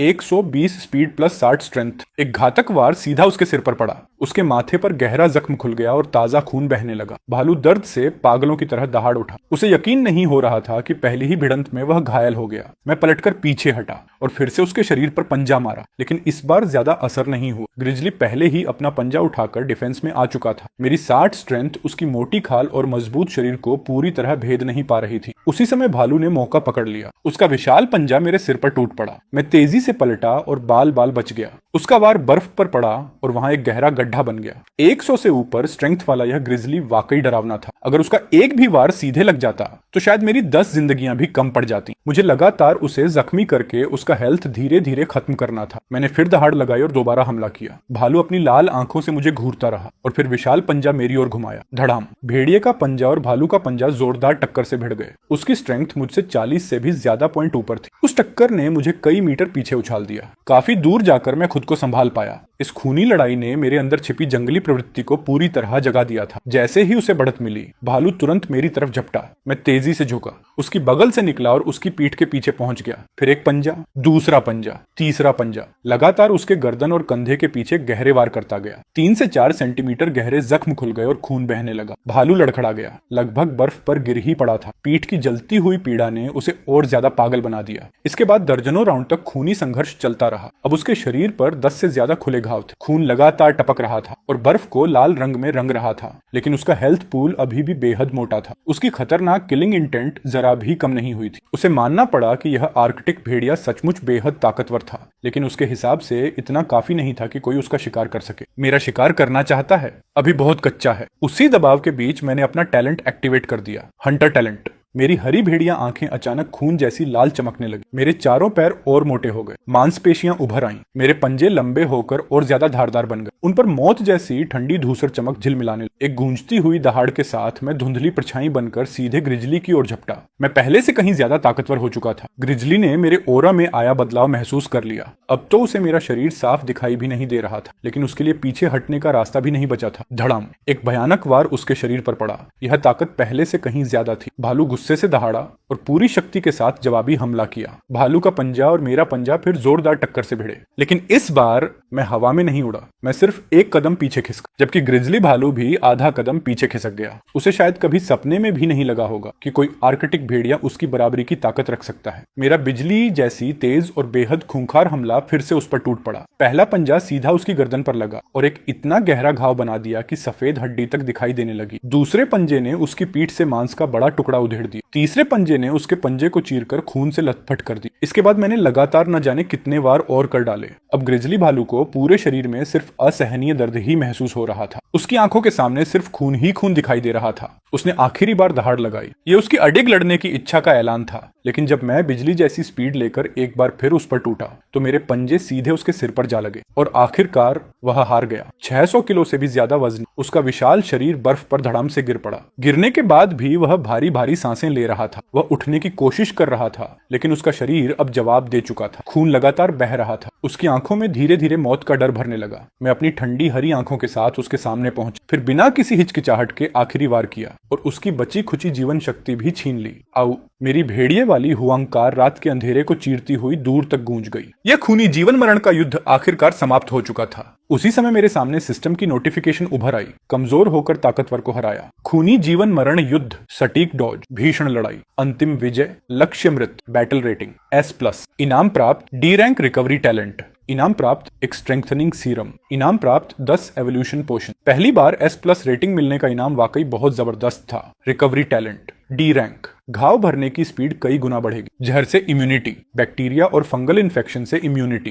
प्रभाव परमानेंट। मेरी आंखें चमक उठी। ये टैलेंट मेरी सर्वाइवल एबिलिटी को एक नए स्तर पर पहुंचाने वाला था। जहर से इम्यूनिटी, इन्फेक्शन से इम्यूनिटी, ये तो सचमुच ओवर पावर्ड टैलेंट था। मैंने तुरंत एक एवोल्यूशन पोशन इस्तेमाल किया और फिर ग्रिजली भालू का मांस खाना शुरू कर दिया। टिंग, होस्ट ग्रिजली भालू का मांस खा रहा है। 24 एवोल्यूशन पॉइंट्स प्राप्त हुए। सिर्फ पहला कौर खाते ही मैं खुशी से झूम उठा। भालू का मांस बेहद ताजा, नरम और चर्बी से भरपूर था। खाने में कमाल का स्वाद। कुछ ही देर में मैं 6 से 7 किलो मांस साफ कर गया और 170 से ज्यादा एवोल्यूशन पॉइंट्स कमा लिए। उसके बाद मैं भालू की गुफा के आसपास घूमकर देखने लगा। यहाँ कुछ भालू के बच्चे होने चाहिए थे, लेकिन उनका कोई निशान नहीं था। शायद किसी दूसरे शिकारी जानवर ने उन्हें पहले ही उठा लिया था, लेकिन मुझे इससे कोई खास मतलब नहीं था। मैंने सीधे भालू की लाश घसीटनी शुरू की और उसे अपनी गुफा की ओर ले जाने लगा। रास्ते में खून की गंध से कई शिकारी जानवर आकर्षित होकर आ गए। उनमें से एक नर जानवर तो भूख से लगभग पागल हो चुका था। उसकी आंखों में लालच साफ दिखाई दे रहा था। वह मौका देखकर एक टुकड़ा चुराने की सोच रहा था, लेकिन मेरी 120 स्पीड के सामने उसकी कोई औकात नहीं थी। मैंने सिर्फ एक थप्पड़ मारा। वह 10 मीटर से ज्यादा दूर जा गिरा। उसकी कई हड्डियां टूट गईं। मैंने उसे मारा नहीं, बस बाकी शिकारी जानवरों को चेतावनी देना चाहता था, और यह तरीका कारगर साबित हुआ। आसपास मौजूद सभी शिकारी चुपचाप पीछे हट गए। मेरे जाने के बाद ही वे घायल जानवर पर टूट पड़े। उसकी दर्दनाक चीख कुछ देर तक गूंजी, फिर हमेशा के लिए शांत हो गई। गुफा में लौटकर मैंने सिर उठाकर लंबी हुंकार भरी और ट्यू खोई को बुलाया। ट्यू खोई भागता हुआ बाहर आया। जैसे ही उसकी नजर मेरे पीछे पड़े, विशाल ग्रिजली भालू के शव पर पड़ी। उसके सारे बाल खड़े हो गए। वह कई बार मेरे साथ बाहर जा चुका था। उसे अच्छी तरह पता था कि ग्रिजली भालू कितना खतरनाक होता है, लेकिन जब उसे समझ आया कि भालू मर चुका है, उसकी आंखें अविश्वास से फैल गईं। उनमें सिर्फ श्रद्धा और एडमिरेशन दिखाई दे रही थी। डप! मैंने उसे एक थप्पड़ मारा। मतलब साफ था, काम पर लग जा। जब ग्रिजली भालू की लाश गुफा के अंदर लाई गई तो मेरी छोटी बहन, चचेरी बहन और छोटा सफेद भूरा भेड़िया सब के सब दंग रह गए। मेरी चचेरी बहन ने सबसे पहले मेरे शरीर पर मौजूद घाव देखे। वह तुरंत मेरे पास आई और प्यार से मेरे घाव चाटने लगी। भेड़ियों की लार में इन्फेक्शन रोकने की क्षमता होती है, लेकिन मेरी हीलिंग एबिलिटी उससे कहीं ज्यादा ताकतवर थी। फिर भी उसकी चिंता भरी नजर देखकर मैंने उसे नहीं रोका। मैं नीचे लेट गया और आराम करने लगा। हीलिंग टैलेंट की वजह से मेरे घाव बेहद तेजी से भरने लगे। समय बीतता गया। 3 दिन बाद मेरे घाव लगभग ठीक हो चुके थे। जब तक कोई जानलेवा लड़ाई ना हो, अब ये चोटें मेरे लिए कोई समस्या नहीं थी। हीलिंग टैलेंट इतना ताकतवर था कि मेरे कुछ दिनों का आराम दूसरों के 1 महीने की रिकवरी के बराबर था। उसी दौरान टिफनी फिर से उस ग्रिजली भालू को ढूंढने निकल पड़ी। उसने अपना फ्लाई कैंप भालू की मांस तक उड़ाया, लेकिन वहां उसे कुछ नहीं मिला। आखिरकार मांस से ज्यादा दूर नहीं, उसे जमीन पर जमा हुआ खून का एक विशाल तालाब दिखाई दिया। ओह माय गॉड, यहाँ जरूर कोई भयानक लड़ाई हुई है। वह तुरंत गाड़ी से उतरी और जांच करने लगी। लाइव स्ट्रीम देख रहे लोग भी कमेंट सेक्शन में चर्चा करने लगे। फ्लाईकैम द्वारा रिकॉर्ड किए गए पद चिन्ह बहुत हद तक किसी भेड़िए के पैरों के निशान जैसे लग रहे थे। एक पक्ष तो पक्का व्हाइट वुल्फ का ही होगा। हाँ, क्या व्हाइट वुल्फ ताउल हुआ नापमा हो गया है? ऐसा कैसे हो सकता है? इस वक्त टिफनी के दिल में जबरदस्त शौक था। आखिर कौन सा जानवर था जिसने ग्रिजली बेयर का शिकार करने की हिम्मत की? काफी देर सोचने के बाद उसने फैसला किया कि वह गाड़ी चलाकर उस आइस फील्ड की तरफ जाएगी और पोलर बेयर की फुटेज रिकॉर्ड करेगी। उधर गुफा में श्याओ हुई के शरीर का टेम्परेचर डराने वाली हद तक बढ़ चुका था। उसका पूरा शरीर और भी गहरे स्लेटी रंग का हो गया था। मुझे लगा कि कहीं यह बीमार तो नहीं पड़ गया, इसलिए मैंने तुरंत स्टेटस पैनल खोला। तभी पता चला कि यह लेवल 4 पर ब्रेक थ्रू करने की कगार पर था। बस एक नींद के बाद ये छोटा सा शैतान सीधे लेवल अप कर जाएगा। मैंने फिर सिस्टम द्वारा मिले स्ट्रेंथनिंग सीरम का अध्ययन करना शुरू किया। इस सीरम को पीने के बाद शरीर के ऑर्गन्स और चारों पंजों में से किसी एक को रैंडमली स्ट्रेंथन किया जा सकता था। 70% सक्सेस रेट देखकर मैंने इसे आजमाने का फैसला कर लिया। डिंग, क्या आप स्ट्रेंथनिंग सीरम का उपयोग करना चाहते हैं? Use now. जैसे ही सीरम शरीर में गया, आग जैसी तपती एनर्जी की एक धारा मेरे भीतर फूट पड़ी। वह जहां जहां गुजरती वहां ऐसा दर्द होता मानो मुझे जिंदा जलाया जा रहा हो। वह शक्ति लहरों की तरह उमड़कर मेरे दाहिने अगले पंजे में जमा होने लगी। ग्राउल, बहुत दर्द हो रहा था। यह सामान्य फिजिकल पेन बिल्कुल नहीं था। ऐसा लग रहा था जैसे मेरी हर हड्डी, हर ब्लड वेसल को भट्टी में पकाया जा रहा हो, यहाँ तक कि शरीर के अंदरूनी ढांचे को भी दोबारा फोर्ज किया जा रहा हो। गुफा के अंदर छोटी मादा भेड़िया घबराकर धीमी गुर्राहट निकालने लगी। वह मेरे फर को चाट रही थी, जबकि श्याओ हुई का पूरा शरीर सतर्क होकर खड़ा हो गया था। वह चारों तरफ चौकन्नी नजरों से देखने लगा कि आखिर किस चीज ने मुझे घायल किया है। वह बड़ी सावधानी से सूंघ सूंघ कर वजह तलाश रहा था। मैंने अपने दांत भींच लिए और उस भयानक दर्द को सहने की कोशिश की। यह एनर्जी लगातार मेरे दाहिने अगले पंजे में जमा हो रही थी, जिससे हड्डियां पहले से कहीं ज्यादा मजबूत बनती जा रही थी। सेल्स भी लाइफ फोर्स से भर उठे। बाहर से कोई बड़ा बदलाव नहीं दिख रहा था, लेकिन अंदर छिपी ताकत पहले से कई गुना ज्यादा हो चुकी थी। 1 घंटा बीतने के बाद वह एनर्जी धीरे धीरे कमजोर पड़ने लगी। मैंने सिर उठाकर लंबी हाउल भरी, फिर बिजली की तरह गुफा से बाहर निकल गया और बर्फ के ढेर पर पूरी ताकत से एक पंजा मारा। धड़म! बर्फ तुरंत टूटकर चारों तरफ बिखर गई। बहुत पावरफुल। मेरे दाहिने अगले पंजे से निकली ताकत अब लगभग उतनी ही थी जितनी मेरी हंटिंग टैलेंट एक्टिवेट होने पर निकलती थी। अगर अब मुझे उस ग्रिजली बेयर से फिर लड़ना पड़े तो मैं पहले जैसी बुरी हालत में बिल्कुल नहीं पहुंचू। अगले 10 दिनों तक आर्कटिक अब भी शांत अंधेरे में डूबा रहा। शिकार करना दिन ब दिन मुश्किल होता जा रहा था। कई प्रेडेटर्स तो अब एक दूसरे का ही शिकार करने लगे थे। अच्छी बात यह थी कि मेरे पास जमा किया हुआ फूड अब भी काफी था। आर्कटिक रीनेडियर का मांस पूरी तरह खत्म हो चुका था, लेकिन ग्रिजली बियर का 150 किलो से ज्यादा मांस अभी भी बचा हुआ था। इन दिनों मेरी एपेटाइट भी बहुत बढ़ गई थी। अकेले मैंने ही 50 किलो से ज्यादा बेयर मीट चट कर दिया था। इस मीट ने मुझे काफी इवोल्यूशन पॉइंट्स भी दिए, जिससे लेवल 7 की राह पर मेरा कदम और मजबूत हो। मेरे सारे घाव पूरी तरह ठीक हो चुके थे और ताकत फिर से पीक स्टेट पर लौट आई थी। जहां तक श्याओ हुई की बात है, लेवल 4 पर ब्रेक थ्रू करने के बाद वह लगातार 3 दिन और 3 रात तक मरे हुए की तरह सोता रहा। लेकिन इस बार का अपग्रेड बेहद बड़ा था। की और ब्लड 513, स्ट्रेंथ 51, स्पीड 50। एक म्यूटेंट स्पीसीज होने के नाते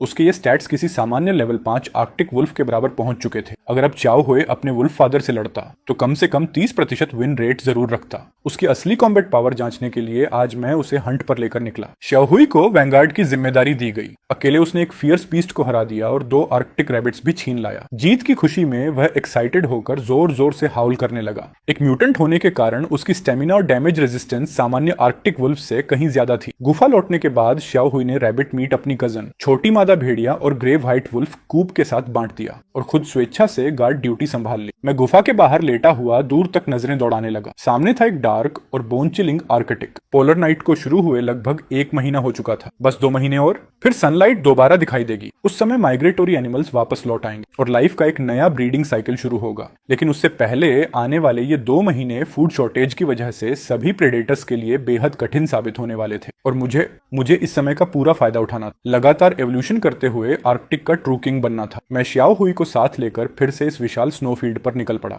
हम दोनों ने बहुत बड़े इलाके की सर्च की, लेकिन आखिर में हाथ कुछ नहीं लगा। इस घने अंधेरे में पूरी दुनिया जैसे डेड साइलेंस में डूबी हुई थी। मैं स्नो स्लोप पर खड़ा होकर चारों तरफ देखने लगा। दूर, बहुत दूर आइस फील्ड वाले इलाके में हल्की सी ऑरोरा की चमक दिखाई दे रही थी। उसके अलावा कहीं भी लाइफ का कोई साइन नहीं था। आखिरकार मैंने फैसला किया कि उस आइस फील्ड में जाकर देखा जाए। आमतौर पर वहां पोलर बेयर्स घूमते रहते थे, इसलिए आर्कटिक वुल्व्स उस क्षेत्र में बहुत कम जाते थे। लेकिन आइस एज वाले इलाकों में मरीन क्रीचर्स की भरमार रहती थी, इसलिए फूड भी काफी मिल जाता था। कुछ ही देर बाद मुझे दूर कहीं टिमटिमाती लाइट्स दिखाई दी। मैं रुक गया और ऊंचाई से नीचे देखने लगा। मेरे बगल में खड़ा श्याओ हुई तुरंत झुक गया और अटैक पोजीशन में आ गया। मैं इस चीज को पहचानता था। एक ऑन ऑफ रोड व्हीकल, शायद वही गाड़ी थी जिसे मैंने पिछली बार मस्क ऑंक्स का शिकार करते समय देखा था। लगता है गाड़ी में बैठा कैमरा क्रू अभी आइस फील्ड से शूटिंग करके लौट रहा था। ऐसी पिच ब्लैक नाइट और भयंकर स्नोस्टॉर्म में भी जान जोखिम में डालकर शूटिंग कर रहे थे। सच में काफी डेडिकेटेड थे ये लोग। वो ऑफ रोड व्हीकल जल्दी ही नजरों से ओझल हो गई। गाड़ी में बैठे लोगों को मेरी मौजूदगी का बिल्कुल पता नहीं चला।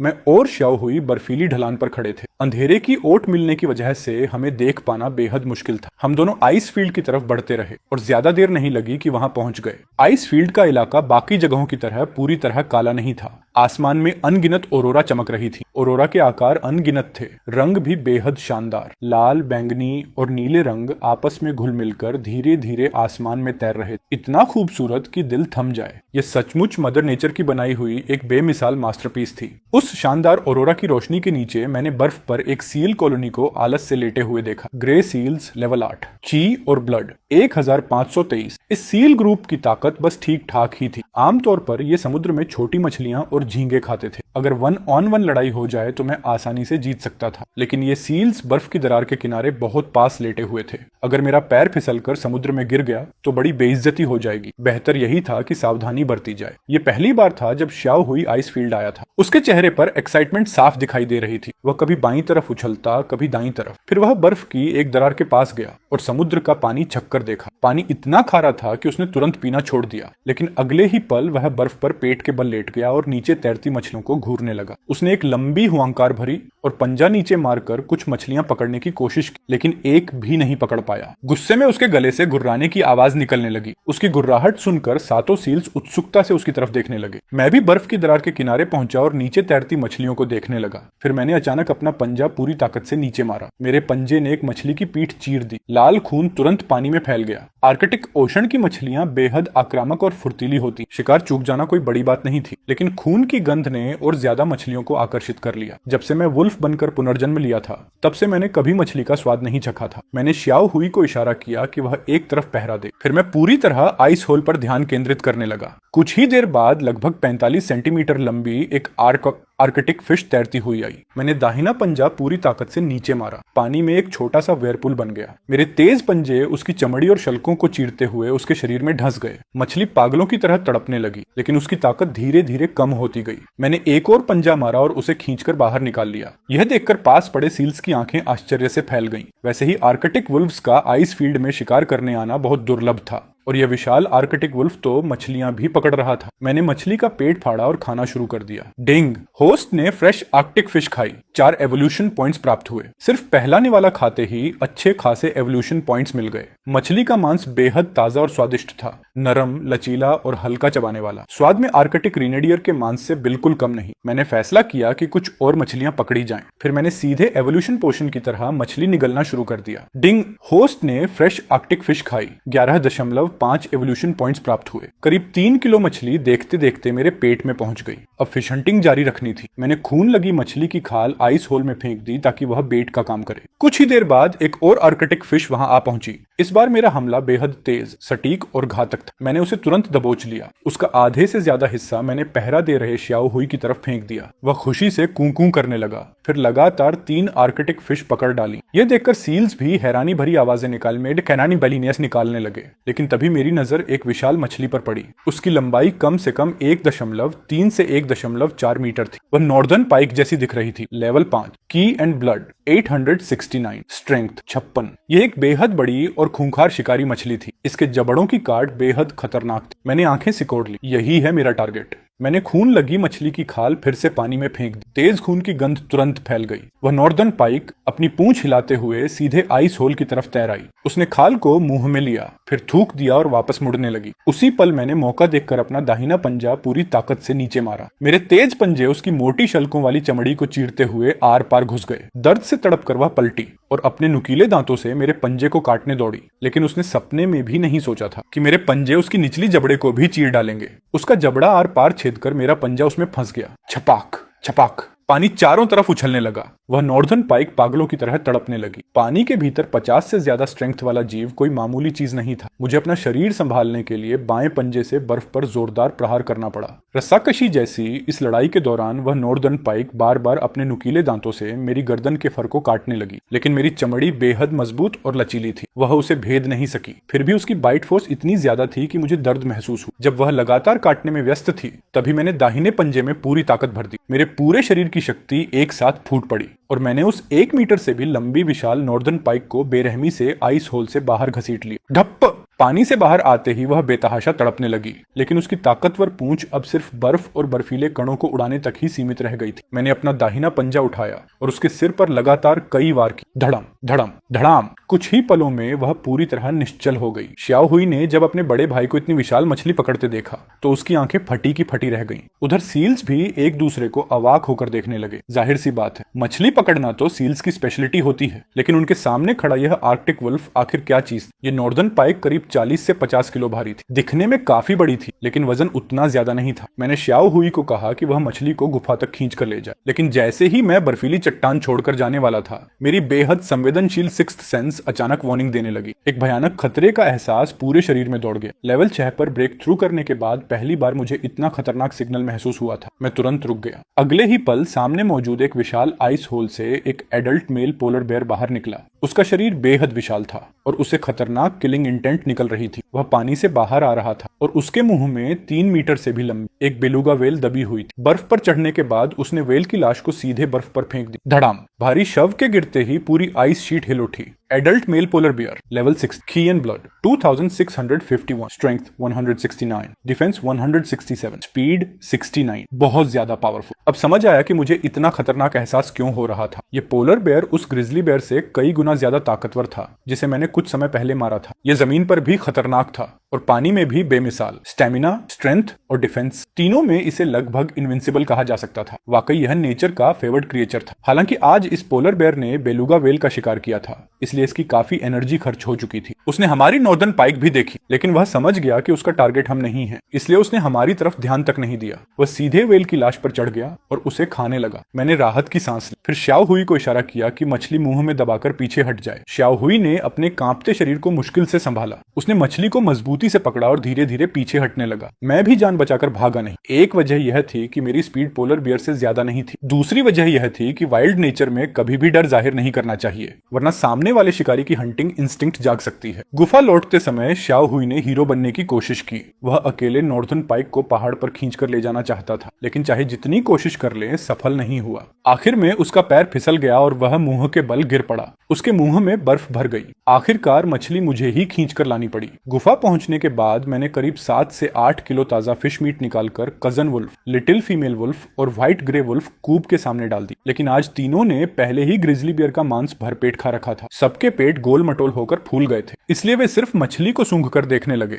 वे शायद ही कभी गुफा से बाहर निकले थे, इसलिए आर्कटिक ओशन की मछलियों के बारे में उन्हें कोई जानकारी नहीं थी। श्याओ हुई उनके पास जाकर पूरी शान से बताने लगा कि यह फिश कितनी स्वादिष्ट और जूसी है। छोटी मादा भेड़िया अपना गोल पेट थपथपा रही। उसे अफसोस हो रहा था कि उसने जरूरत से ज्यादा खा लिया। कजिन वुल्फ ने थोड़ा सा स्वाद चखा और फिर खाना छोड़ दिया। वैसे भी खाना गुफा में रखा था, जब मन करेगा तब खा लेंगे। मैं नॉर्दर्न पाइक का पेट फाड़ कर खाने लगा। डिंग! होस्ट ने नॉर्दर्न पाइक खाई। 15 एवोल्यूशन पॉइंट्स प्राप्त हुए। नॉर्दर्न पाइक काफी एवोल्यूशन पॉइंट्स देती थी और उसका मांस भी बेहद स्वादिष्ट। अचानक मेरी भूख और बढ़ गई। मैंने लगातार काट काट कर लगभग 13 से 14 किलो फिश मीट साफ कर दिया। भरपेट खाने के बाद मैंने श्याओ हुई को बुलाकर बाकी मांस खाने दिया और खुद धीरे धीरे गुफा के मुहाने तक चला गया। दूर क्षितिज की तरफ देखते हुए अचानक मुझे वुल्फ फादर और वुल्फ मदर की याद आने लगी। घर छोड़े हुए काफी समय हो चुका था। अब उनसे मिलने लौटने का समय आ गया था। अगली सुबह मैं फिर श्याओ हुई को साथ लेकर आइस फील्ड की तरफ निकल पड़ा। रास्ते में मैंने श्याओ हुई को कुछ आर्कटिक राइट्स का शिकार करने दिया ताकि उन्हें बैट की तरह इस्तेमाल किया जा सके। इस बार आइस फील्ड पर काफी जीव मौजूद थे। सील्स भी थे और कई बर्ड्स भी,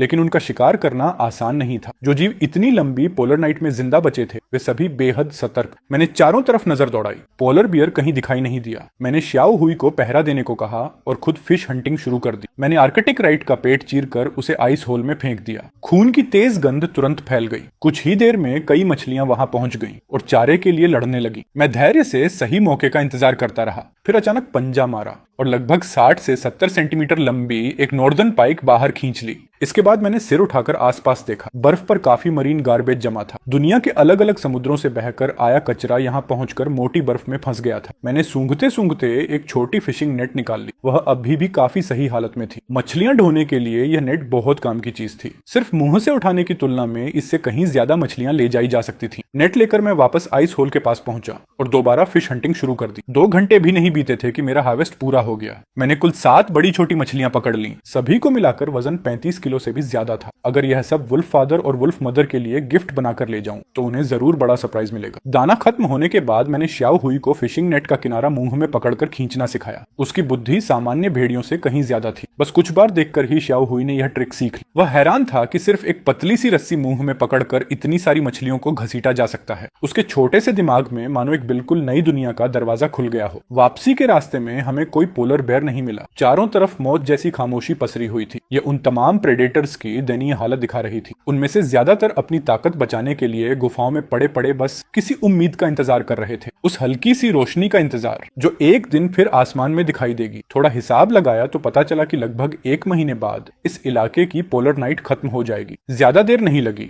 और हम वुल्फ फादर और वुल्फ मदर की गुफा तक पहुंच गए। इस परिचित स्टोन केव को देखते ही मेरे मन में अजीब सी भावनाएं उमड़ पड़ी। जब मैं पहली बार पैदा हुआ था और एक छोटा सा वुल्फ कब था, तब मैं यहीं रहता था। पलक झपकते ही आधे साल से भी ज्यादा समय गुजर चुका था। आऊ, मैंने सिर उठाकर लंबी हुंकार भरी। कुछ देर बाद वुल्फ फादर की आकृति धीरे धीरे गुफा के मुहाने पर दिखाई दी। अंधेरे में उनकी आंखें हरी चमक बिखेर रही थी। उन्होंने तुरंत हमें देख लिया। शायद उन्होंने कभी सोचा भी नहीं होगा कि घर छोड़कर भटकने वाला उनका बेटा इतना विशाल और ताकतवर बन जाएगा। अब मैं उनसे कहीं ज्यादा मजबूत हो चुका था। वुल्फ फादर ने भी जवाब में एक लंबी हुंकार भरी, फिर तेजी से दौड़ते हुए आए और प्यार से मेरा फर चाटने लगे। एक अल्फा वुल्फ होने के नाते वुल्फ फादर आमतौर पर इतना स्नेह नहीं दिखाते थे। मैं साफ महसूस कर सकता था कि मुझे दोबारा देखकर वे बेहद खुश थे, लेकिन मैंने यह भी देखा कि वे काफी दुबले और कमजोर हो चुके थे। यह देखकर समझना मुश्किल नहीं था कि पोलर नाइट के दौरान वुल्फ पैक ने कितनी कठिन जिंदगी बिताई होगी। मैंने अपनी थूथन से इशारा किया और फिशिंग नेट में भरी मछलियों की तरफ उनका ध्यान खींचा। हालांकि उन्होंने शायद कभी मछली नहीं खाई थी, लेकिन एक अल्फा वुल्फ होने के नाते उनका अनुभव काफी बड़ा था। उन्हें जरूर समझ आ गया होगा कि यह क्या है। खून की गंध सूंघते ही उन्होंने अनायास लार निगल ली। मैंने नेट से एक मछली निकाली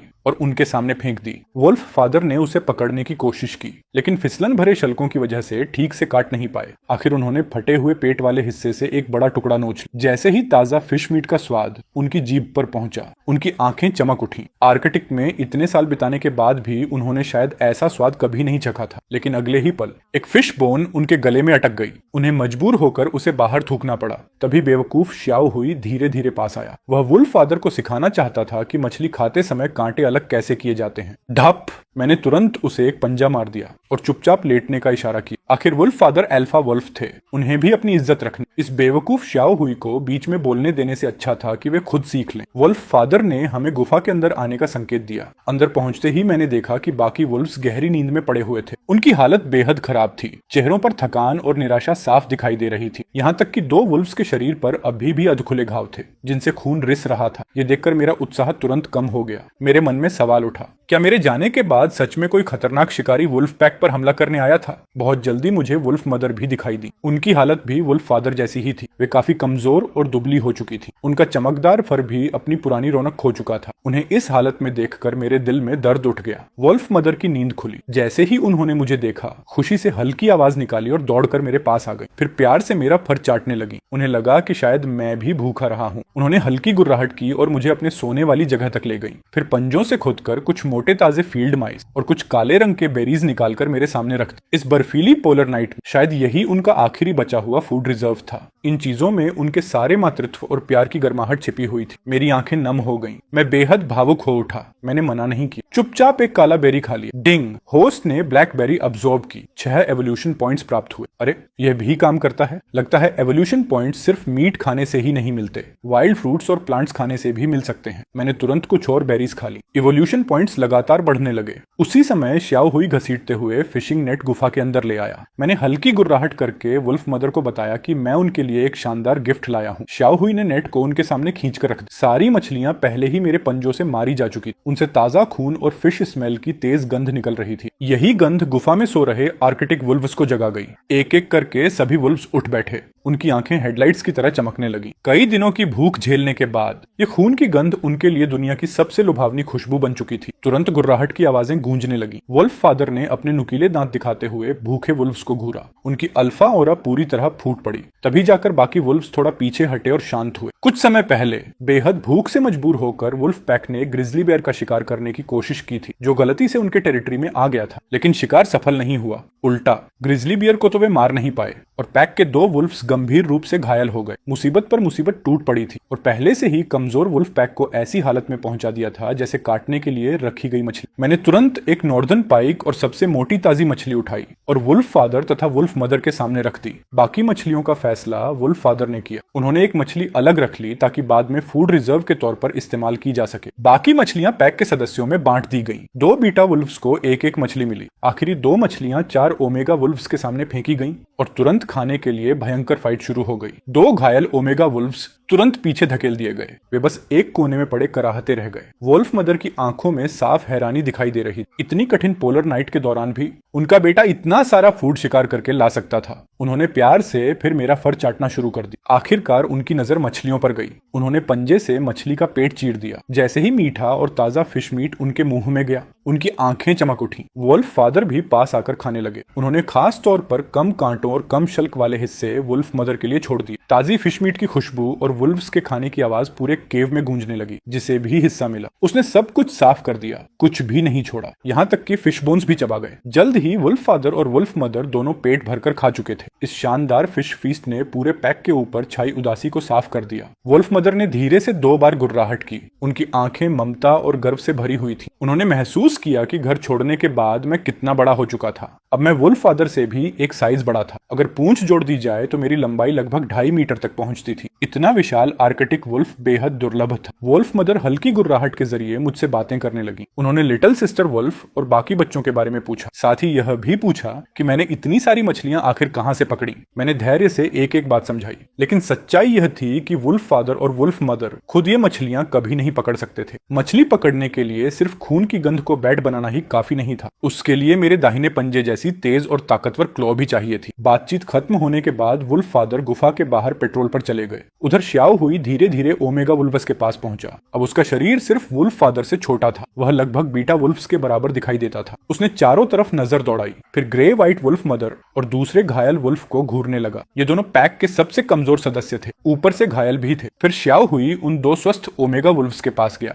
उनसे आधा खाया फिश मीट छीन लिया और घायल वुल्फ्स के सामने फेंक दिया। सिर्फ कुछ पंजों के वार में उसने अपनी ताकत दिखा दी। अब उसकी शक्ति वुल्फ फादर की लगभग 70 से 80% तक पहुंच चुकी थी। उसने बाकी वुल्फ्स को सीधा सबक सिखाया कि पैक में एक दूसरे का ख्याल रखना पड़ता है। ग्रे व्हाइट वुल्फ मदर गलती से एक फिश बोन गले में फंसा बैठी। वह दर्द से जमीन पर लौटने लगी। ये देखकर श्याओ हुई तुरंत उसके पास पहुंचा और बड़ी गंभीरता से उसे सिखाने लगा कि कांटा कैसे बाहर निकाला जाता है। मैं भी घायल वुल्फ्स के पास गया और उनके घावों को देखने लगा। उनकी कराहती गुर्राहट में बार बार एक ही नाम सुनाई दे रहा था, ग्रेजली बियर, ग्रेजली बियर। इतने गहरे घाव शायद किसी विशाल प्रेडेटर ने ही दिए होंगे और ग्रिजली बियर सबसे संभावित अपराधी था। स्थिति समझने के बाद मैंने नॉर्दर्न पाइक का कुछ फिश मीट फाड़कर उन्हें खाने के लिए दिया। दोनों वुल्व्स लगातार धीमी आवाज में मेरा धन्यवाद करते रहे। मैंने अपने दिमाग में आसपास रहने वाले ग्रिजली बियर्स को याद करना शुरू किया। आखिर कौन सा बेयर इतना दुस्साहसी था कि वुल्फ पैक से भिड़ गया? वैसे भी बेयर्स चलती फिरती मीट स्टोरेज जैसे होते हैं। कौन जाने किसी दिन उनकी गंध सूंघ कर वे इस केव तक भी पहुंच जाएं। खैर, एक बेयर मारो या 2 बेयर मारो, फर्क ही क्या पड़ता है। वैसे भी बेयर मीट का स्वाद काफी अच्छा होता है। उन्हें फूड रिजर्व बनाना बुरा आइडिया नहीं था। वुल्फ मदर ने धीरे से गुर्राहट की। वह चाहती थी कि मैं कुछ दिन और यहीं रुक जाऊं। मैंने थोड़ी देर सोचा। मुझे अपने केव में इंतजार कर रहे वुल्व्स याद आए।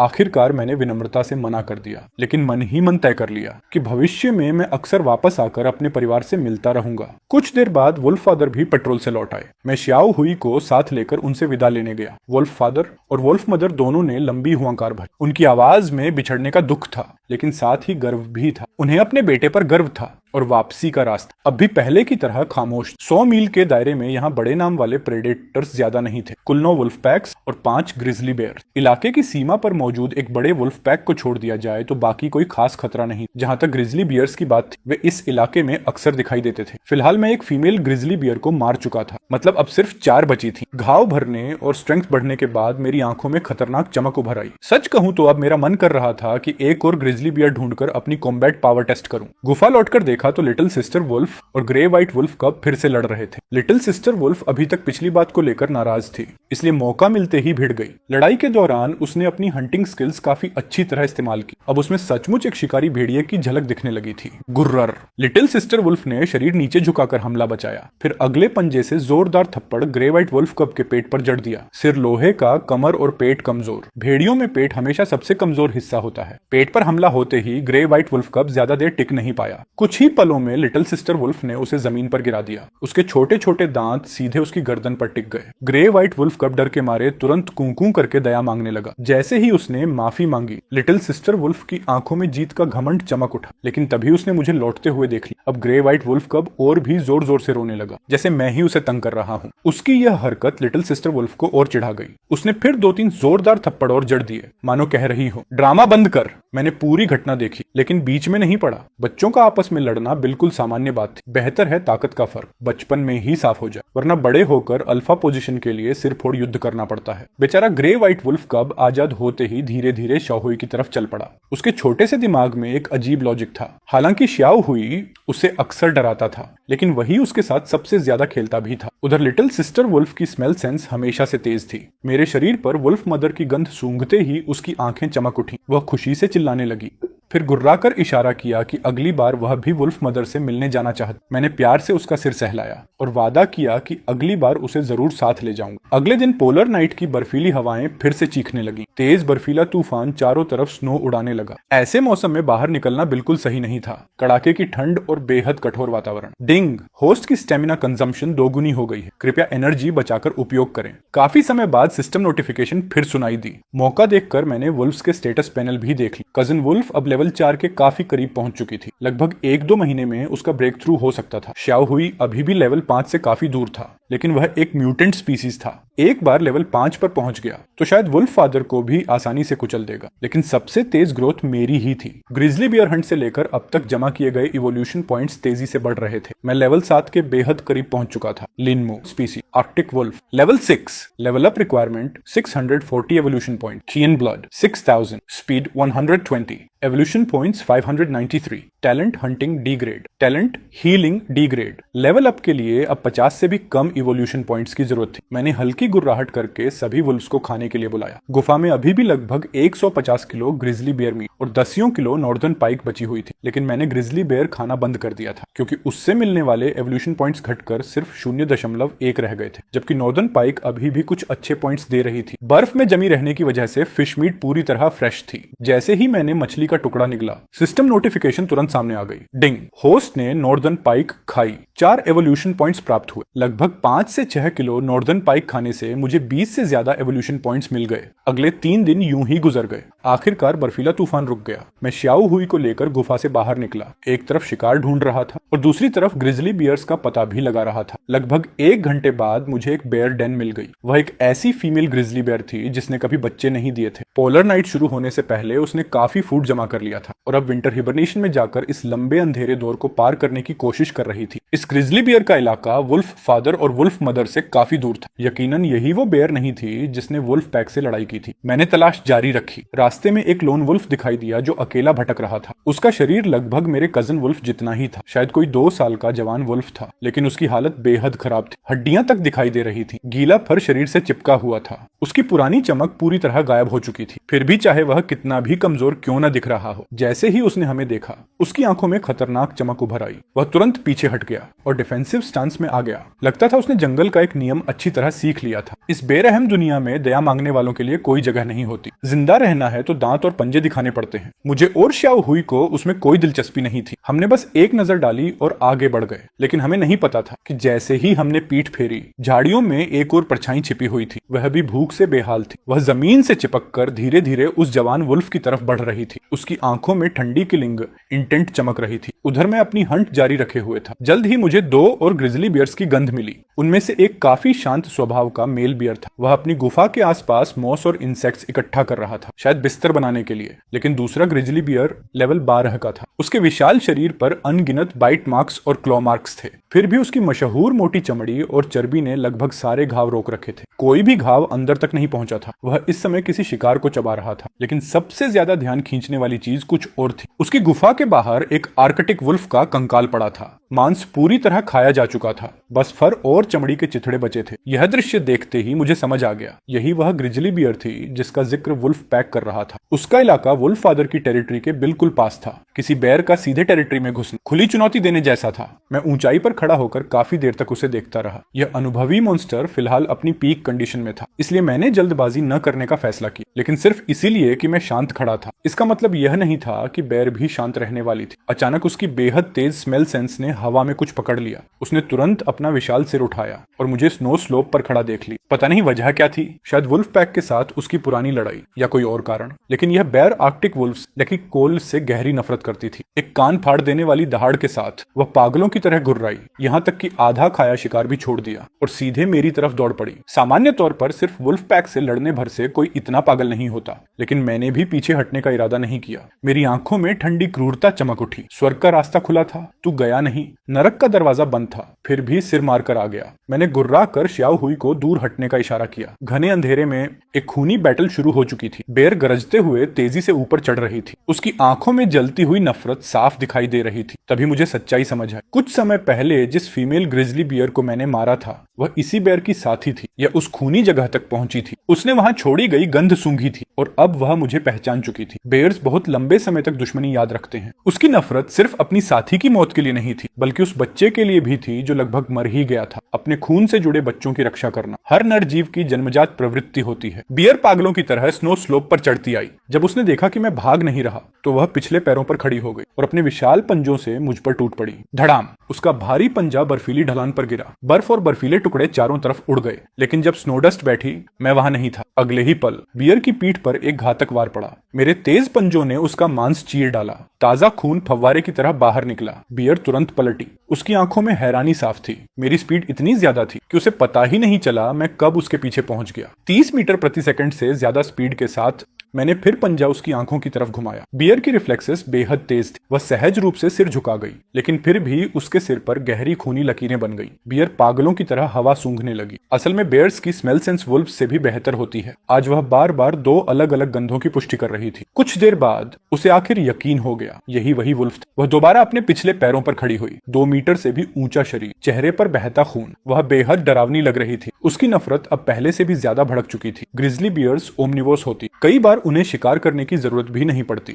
इसीलिए वे अकेले रहने वाले दूसरे जानवरों जैसी नहीं होती जो घायल होने से डरते हैं। बेयर अगर सच में गुस्सा हो जाए तो जान देकर भी लड़ती है। वह फिर मेरी तरफ टूट पड़ी। उसकी स्पीड लगभग वुल्फ फादर के बराबर थी। 300 से 400 किलो के विशाल शरीर के साथ वह किसी चलते हुए टैंक जैसी लग रही थी। मैं तुरंत एक तरफ हट गया, लेकिन बेयर कोई मस्क ऑक्स नहीं थी जो सीधी भागती रहे। जैसे ही मैं बचा, वह तुरंत दूसरी बार झपटी। उसका विशाल पंजा पूरी ताकत से मेरी तरफ आया। उस वार में इतनी नफरत थी कि हवा तक चीख उठी। यह मुझे मारना चाहती है। मेरे पास कुल 600 लाइफ पॉइंट्स। अगर यह हमला सीधे लग जाता तो शायद 1/3 हेल्थ वहीं उड़ जाती। मैं तेजी से पीछे हटा, लेकिन बेयर लगातार पीछा करती रही। मैंने शरीर घुमाया और अपने दाहिने पंजे से उसके पेट पर पूरी ताकत से वार की। मांस फटने की आवाज और पंजे के वार की आवाज लगभग एक साथ गूंजी। उसके पेट पर गहरा चीरा लग गया, लेकिन मोटी चर्बी की परत ने दूसरी ढाल का काम किया, इसलिए उसकी आंतें बाहर नहीं निकली। उसी समय उसका विशाल पंजा मेरी पसलियों को छूता हुआ निकल गया। सिर्फ हल्की सी खरोंच लगी थी, लेकिन दर्द हड्डियों तक उतर गया। कम से कम 20 से 30 कुई और ब्लड पॉइंट्स एक झटके में उड़ गए। यही थी ग्रिजली बियर की डरावनी अटैक पावर। ग्रिजली बियर गुस्से से दहाड़ उठी और फिर एक और आसमान फाड़ देने वाला थप्पड़ मेरी तरफ झोंक दिया। मैं तेजी से एक तरफ हट गया। कुछ ही पलों में एक वुल्फ और एक बेयर बर्फीली ढलान से लुढ़कते हुए नीचे तक लड़ते पहुंचे। फिर पहाड़ी के नीचे से लड़ते लड़ते उसकी गुफा के दरवाजे तक जा पहुंचे। चारों तरफ बर्फ उड़ रही थी। सफेद मैदान पर दर्जनों गड्ढे बन चुके थे, लेकिन दोनों अभी भी जानलेवा बैटल में जुटे हुए थे। हमारी स्टेमिना तेजी से खत्म हो रही। बियर के शरीर पर मेरे पंजों के अनगिनत निशान उभर चुके थे। उधर मेरे शरीर से भी कई जगह खून रिस रहा था। उसके तेज पंजे मुझे कई बार छू चुके थे। कुछ देर के लिए दोनों रुक गए और जोर जोर से सांस लेने लगे। तभी गुफा के अंदर से एक मासूम सी दहाड़ सुनाई दी। मैंने मुड़कर देखा। एक बेयर कब बाहर निकल आया था। उम्र मुश्किल से 1-2 महीने। हम तो मेल बियर भी बच्चे पालता है, लेकिन अगले ही पल मैंने उसकी आंखों में भरी हुई नफरत देखी। इतना छोटा बेयर कब आखिर मुझसे नफरत क्यों कर रहा था। मैंने हवा सूंघी और बहुत जल्दी मुझे एक जानी पहचानी गंध मिली। यह वही गंध थी उस फीमेल ग्रिजली बियर की जिसे मैंने पहले मार डाला था। उसी क्षण मुझे सब समझ आ गया। अब समझ आया कि उस फीमेल बियर की गुफा में कूब क्यों नहीं था। अब समझ आया कि यह छोटा बेयर कब मुझसे इतनी नफरत क्यों करता है। और यह भी समझ आया कि यह मेल बियर मुझे देखते ही पागल क्यों हो गया था। सचमुच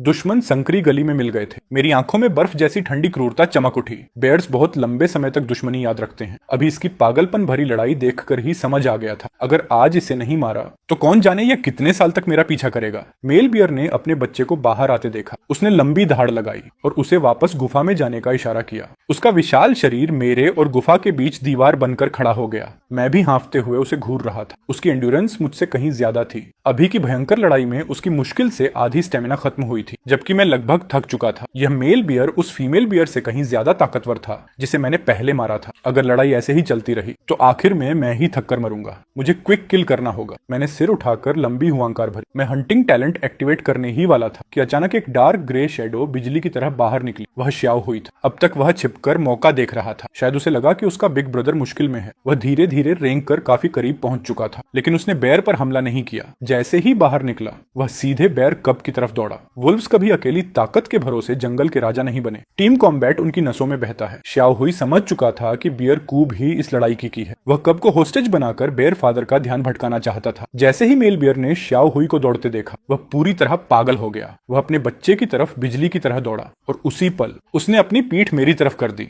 मेरे लिए इससे बेहतर अटैक ओपनिंग नहीं हो सकती थी। मैंने बिना देर किए दाहिने पंजे से पूरी ताकत का वार किया। उसके पिछले पैर पर गहरा खूनी घाव बन गया, लेकिन बेयर नहीं रुका। वह अभी भी कब की तरफ दौड़ रहा था। मैं हवा में उछला, अपने नुकीले दांत उसकी पीठ में गड़ा दिए और मांस का बड़ा टुकड़ा उखाड़ लिया। हड्डियों तक उतरने वाला दर्द बेयर के पूरे शरीर में फैल गया। उसे आखिर रुकना पड़ा। वह पिछले पैरों पर खड़ा हुआ और पूरी ताकत से शरीर झटका। मैं हवा में उछलकर जमीन पर जा गिरा। ग्रिजली बियर गुस्से से पागल होकर दहाड़ उठा। उसने देखा कि ग्रे वुल्फ चौहोई गुफा के दरवाजे तक पहुंच चुका है। आम हालात में कोई जंगली जानवर अपने बच्चे को छोड़कर खुद को बचाता, लेकिन इस बेयर की अक्ल पर गुस्से ने पर्दा डाल दिया था। खासकर तब जब उसने श्याओ हुई को अपने क्यूब पर जोरदार थप्पड़ मारते देखा। बियर कूब जमीन पर लुढ़क गया। मेल बियर पागलों की तरह गुफा की तरफ भागा। उधर श्याओ हुई ने बियर कूब की पीठ दांतों से दबोच ली और पूरी ताकत से भागने लगा। उसे अच्छी तरह पता था कि वह ग्रिजली बियर को हरा नहीं सकता, इसलिए वह लड़ने नहीं आया था। वह सिर्फ कब को लेकर भागना चाहता था ताकि बेयर को दौड़ाते दौड़ाते उसकी स्टेमिना खत्म कर सके और मुझे किल अपॉर्चुनिटी दे सके। मैंने भी एक पल बर्बाद नहीं किया। Maximum speed activate. मैं बिजली की तरह उसके पीछे पहुंचा और उसकी पसलियों पर एक और गहरा क्लॉ अटैक जड़ दिया। मांस फिर से फट गया। बियर ने पलटकर पंजा घुमाया। मुझे मजबूरन पीछे हटना पड़ा, लेकिन वार करने के बाद भी उसने मेरी तरफ ध्यान नहीं दिया। वह सिर्फ श्याओ हुई का पीछा कर रहा था। इस समय उसकी स्पीड यहां तक कि श्याओ हुई से भी ज्यादा हो चुकी थी। श्याओ हुई ने पीछे मुड़कर देखा। उसकी आंखों में पहली बार साफ डर दिखाई दिया। इतनी नजदीक से ग्रिजली बियर का सामना उसने पहले कभी नहीं किया था और तभी उसका पैर फिसल गया। पूरा शरीर बर्फ पर लुढ़क गया। मेल बियर उसी पल उसके सामने पहुंच चुका था। उसका विशाल पंजा हवा चीरता हुआ नीचे गिरा। श्याओ हुई इतना डर गया कि उसकी आत्मा जैसे शरीर छोड़ने वाली थी। उसकी आंखों में सिर्फ निराशा बची थी। लेकिन ठीक उसी क्षण एक बर्फ जैसा सफेद वुल्फ शेडो बिजली की तरह उसके सामने आ खड़ा हुआ। मेरी नीली चमकती आंखों में अब खून जैसी लाल चमक तैर रही थी। मेरे दांत और पंजे पहले से भी ज्यादा खतरनाक लग रहे थे। मैंने आखिरकार हंटिंग टैलेंट एक्टिवेट कर दिया था। एक भयानक वुल्फ हाउल पूरी रात में गूंज उठा। अगले ही पल मेरा पंजा और बेयर का पंजा जोरदार टक्कर से भिड़ गए। धड़ाम। हजारों किलो वजन जैसी टक्कर से भयानक शॉकवेव निकली। विशाल ग्रिजली बियर का शरीर कांप उठा और उसे मजबूरन कई कदम पीछे हटना पड़ा। मैं भी पीछे की तरफ उछलकर दूर जा गिरा। ग्रे भालू को अपनी हथेली सुन्न महसूस हुई। उसे यकीन ही नहीं हो रहा था कि सफेद भेड़िए की स्ट्रेंथ अचानक इतनी भयानक तरीके से कैसे बढ़ गई। उसकी समझ में पोलर बियर के अलावा कोई भी स्पीसीज भालुओं की ताकत का मुकाबला नहीं कर सकती थी, लेकिन मेरे पास सोचने का टाइम नहीं था। मैं फिर से अटैक करने के लिए झपट पड़ा। मेरा दाहिना पंजा जो ब्लेड की तरह शार्प था, हवा को चीरता हुआ उसकी दाहिनी शोल्डर पर एक फेटल स्ट्राइक मार गया। ग्रे भालू पागलों की तरह अपने अगले पंजों से काउंटर अटैक करता रहा, लेकिन मेरी स्पीड अब बहुत ज्यादा थी। मैं हवा की तरह आता और गायब हो जाता। एक ब्लिंक में ही मैं फिर उसके पीछे पहुंच चुका था। मेरे नुकीले फैंग्स उसकी गर्दन के पीछे ढंस गए और मैंने उसके मांस का बड़ा टुकड़ा नोच डाला। फ्रेश ब्लड फव्वारे की तरह बहने लगा। ग्रे भालू की एचपी तेजी से गिर रही थी। उसने पूरी ताकत से अपनी पीठ बर्फ के ढेर में दे मारी, जिससे स्नो हर तरफ उड़ गई। लेकिन तब तक मैं काफी दूर हट चुका था। ग्रे भालू समझ चुका था कि वह मेरी अटैक स्पीड को कैच नहीं कर सकता। एक एक्सपीरियंस्ड फाइटर होने के नाते उसने दोनों पंजे सीने के सामने कर लिए और डिफेंसिव पोजीशन ले ली। उसने अपनी पीठ बर्फ के ढेर से सटा ली ताकि बैक अटैक का मौका न मिले। फिर भी उसे महसूस हो रहा था कि मेरे पंजे लगातार उसके शरीर पर बरस रहे। हर स्ट्राइक समुद्री लहर जैसी वायलेंट फोर्स लेकर आ रही थी। खून झरने की तरह बह रहा था, लेकिन मैं अब भी उसकी थिक डिफेंस को पूरी तरह ब्रेक नहीं कर पा रहा था। मैंने लगातार कई क्रिटिकल हिट्स लगाए, मगर आखिर तक उसकी पूरी डिफेंस नहीं तोड़ सका। इसी बीच हंटिंग टैलेंट का ड्यूरेशन खत्म होने लगा। मेरी आंखों की ब्लड रेड ग्लो धीरे धीरे गायब हो गई। उसी पल मैं तेजी से पीछे हट गया और सेफ डिस्टेंस बना लिया। हांफते हुए मैं उस ग्रे भालू को घूरता रहा, जो अब सिर से पांव तक खून से लथपथ। जैसे ही हंटिंग टैलेंट खत्म हुआ, अब तक दबा हुआ पेन एक साथ शरीर पर टूट पड़ा। हाल ही में इनहांस्ड हुआ मेरा दाहिना पंजा दर्द से धड़क रहा था। सिर्फ 60 सेकंड में मैंने दर्जनों सबसे ताकतवर अटैक्स झोंक दिए थे। उनकी रिकॉइल फोर्स ने मेरे शरीर पर भी भारी दबाव डाला था। मेरी स्टेमिना भी रेड जोन में पहुंच चुकी थी। अगर यह ग्रे भालू अब भी लड़ने लायक बचा होता तो मुझे रिट्रीट करना पड़ता। भालू बर्फ के ढेर से टिक कर खड़ा था। उसके 2 मीटर से ज्यादा ऊंचे बॉडी पर दर्जनों डीप वॉन्ट्स थे। ब्लड लगातार सफेद बर्फ पर टपक रहा था। शायद उसे मेरी वीकनेस महसूस हो गई थी। वह मुझे टुकड़े टुकड़े करना चाहता था, लेकिन उसकी रोर अब कमजोर पड़ चुकी थी। एक्सेसिव ब्लड लॉस की वजह से उसकी नजर धुंधली हो रही थी। वह उठने की कोशिश कर रहा था, लेकिन कुछ कदम चलते ही उसका शरीर लड़खड़ा गया। उसके अगले दोनों पैर फिर जमीन पर गिर पड़े। ग्रे भालू बुरी तरह पेंटिंग करने लगा। वह सचमुच एग्जॉस्टेड हो चुका था। कुछ देर बाद वह पीछे की तरफ डगमगाया और धड़ाम से बर्फ पर गिर पड़ा, कंप्लीटली डिफीटेड। मैंने राहत की लंबी सांस ली। इस ग्रे भालू का इतना ज्यादा ब्लड लॉस हो चुका था कि अब उसके लिए खड़ा रहना भी मुश्किल था। बैटल का रिजल्ट तय हो चुका था। मैं धीरे धीरे उसकी तरफ बढ़ा। हार चुके एनिमी की आंखों में भरे रेज और फियर को मैंने पूरी तरह इग्नोर कर दिया। फिर मैंने ठंडे दिल से फाइनल ब्लो दिया। उसकी लाइफ खत्म कर दी और साथ ही उसकी सारी पेन भी। मेरी वुल्फ हाउल आसमान में गूंज उठी, जैसे इस बैटल के एंड की घोषणा कर रही हो। तुरंत सिस्टम नोटिफिकेशंस मेरी आंखों के सामने उभर आए। Fight above your level, blood battle, perfect dodge, theme coordination, brutal battle, final victory, target eliminated, battle rating SS rank, reward 1 mutant serum, reward 10 evolution potions. पहली बार मुझे डबल एस रैंक मिला था। मैं तो मसल एनहांसमेंट सीरम की उम्मीद कर रहा था, लेकिन रिवॉर्ड में 2 बिल्कुल अलग तरह के आइटम्स मिले। मैंने नजर घुमाकर उस बेयर कब को देखा, जो बर्फ में लुढ़कता हुआ भागने की कोशिश कर रहा था। ये छोटा सा शैतान चुपके चुपके एस्केप करने की कोशिश कर रहा था। इस बेयर कब की विटैलिटी और इंटेलिजेंस उसकी उम्र से कहीं ज्यादा थी। मैं बर्फीली ढलान पर चढ़ गया और उसकी इंफॉर्मेशन स्कैन की। Species grizzly bear, mutant type, level 1, vitality 352। अब समझ आया सिर्फ 1-2 महीने का कब होकर भी इसकी वाइटैलिटी और इंटेलिजेंस इतनी ज्यादा क्यों है। इसके स्टैट्स तो 1 साल से ज्यादा उम्र वाले वुल्फ कब्स के बराबर पहुंच चुके थे। अगर इसे कोई एडल्ट बेयर न भी संभाले, तब भी इसके आर्कटिक में सर्वाइव करने के चांसेस काफी ज्यादा थे। इसकी फ्यूचर ग्रोथ पोटेंशियल बेहद डरावनी थी। घास उखाड़नी हो तो जड़ समेत उखाड़नी चाहिए। पूरे फैमिली को साथ मिलना चाहिए। मेरी स्टेमिना लगभग खत्म हो चुकी थी। अब मेरी स्पीड सिर्फ 10 से 15 मीटर प्रति सेकंड बची थी, लेकिन एक बेयर कब को पकड़ने के लिए यह भी काफी थी। बियर कूब ने पीछे मुड़कर मुझे देखा और डर के मारे उसकी रूह कांप गई। फिर वही डीमन जिसने अभी अभी उसके माता पिता दोनों को मार डाला था। मेरी आंखों में अब भी किलिंग इंटेंट की जरा भी कमी नहीं थी। शुरू से ही उसकी आंखों में छिपी हेट्रेड साफ दिखाई दे रही और वही नजर साबित कर रही थी कि वह कभी भी सच में सबमिट नहीं करेगा। घोंसले में ही खतरे को कुचल देना हमेशा सबसे अच्छा ऑप्शन होता है। मेरे भेड़िए के पंजे बेरहमी से उठे। ये ग्रे भालू का बच्चा अभी सिर्फ 1-2 महीने का था। उसके पास बचाव करने की कोई ताकत नहीं थी। सिर्फ एक पंजे के वार में उसकी जिंदगी खत्म हो गई। अगर यह भालू का बच्चा बड़ा हो जाता तो यकीनन आर्कटिक का एक बड़ा ओवरलॉर्ड बनता, लेकिन अब उसे वह मौका कभी नहीं मिलने वाला था। मैंने भालू के बच्चे की लाश उठाई और वापस चल पड़ा। तभी देखा कि त्याऊ हुई पहले ही ग्रे भालू की लाश खींचना शुरू कर चुका था। ये ग्रे भालू पिछली वाली मादा भालू से भी ज्यादा भारी था, कम से कम 700 जिन का। अच्छी बात यह थी कि त्याऊ हुई की स्ट्रेंथ काफी बढ़ चुकी थी, इसलिए अब वह अकेले भी इतनी बड़ी लाश घसीट सकता था। मैंने भालू के बच्चे की लाश उसके ऊपर फेंकी और खुद आगे रास्ता दिखाने लगा। वापसी के रास्ते में जब हम उसी जगह से गुजरे तो मैंने उस दुबले पतले अकेले भेड़िए को फिर देखा। उसकी आंखों में जंगली किलर इंटेंट चमक रही थी। उसके दांत एक अजीब जानवर के गले में गहरे ढंसे हुए थे। हालांकि शिकार के पंजों ने उसके पूरे शरीर को लहूलुहान कर दिया था, फिर भी वह किसी कीमत पर अपना जबड़ा नहीं छोड़ रहा था। काफी देर बाद जब वह जानवर पूरी तरह मर गया, तब जाकर उसने मुंह छोड़ा। वह हांफने लगा। भूख से उसका शरीर सिर्फ हड्डियों का ढांचा रह गया था। वह उस शिकार को खाना चाहता था, लेकिन उसके शरीर में अब ताकत नहीं बची थी। गंभीर घावों ने उसके शरीर का बचा खुचा खून और लाइफ फोर्स भी खींच लिया था। क्या वह मरने वाला था? उसकी आंखों में गहरा दुख दिखाई दे रहा था। कुछ देर बाद उसकी पलकों पर भारीपन छाने लगा। जब उसकी आंखें बंद होने लगी, उसके मन में सिर्फ एक ख्याल आया, अगर मरना ही है तो कम से कम मेरी लाश माँ बाप खा ले, कम से कम उनका पेट तो भर जाएगा। यही दृश्य मैं और त्याऊ हुई रास्ते से गुजरते हुए देख रहे थे।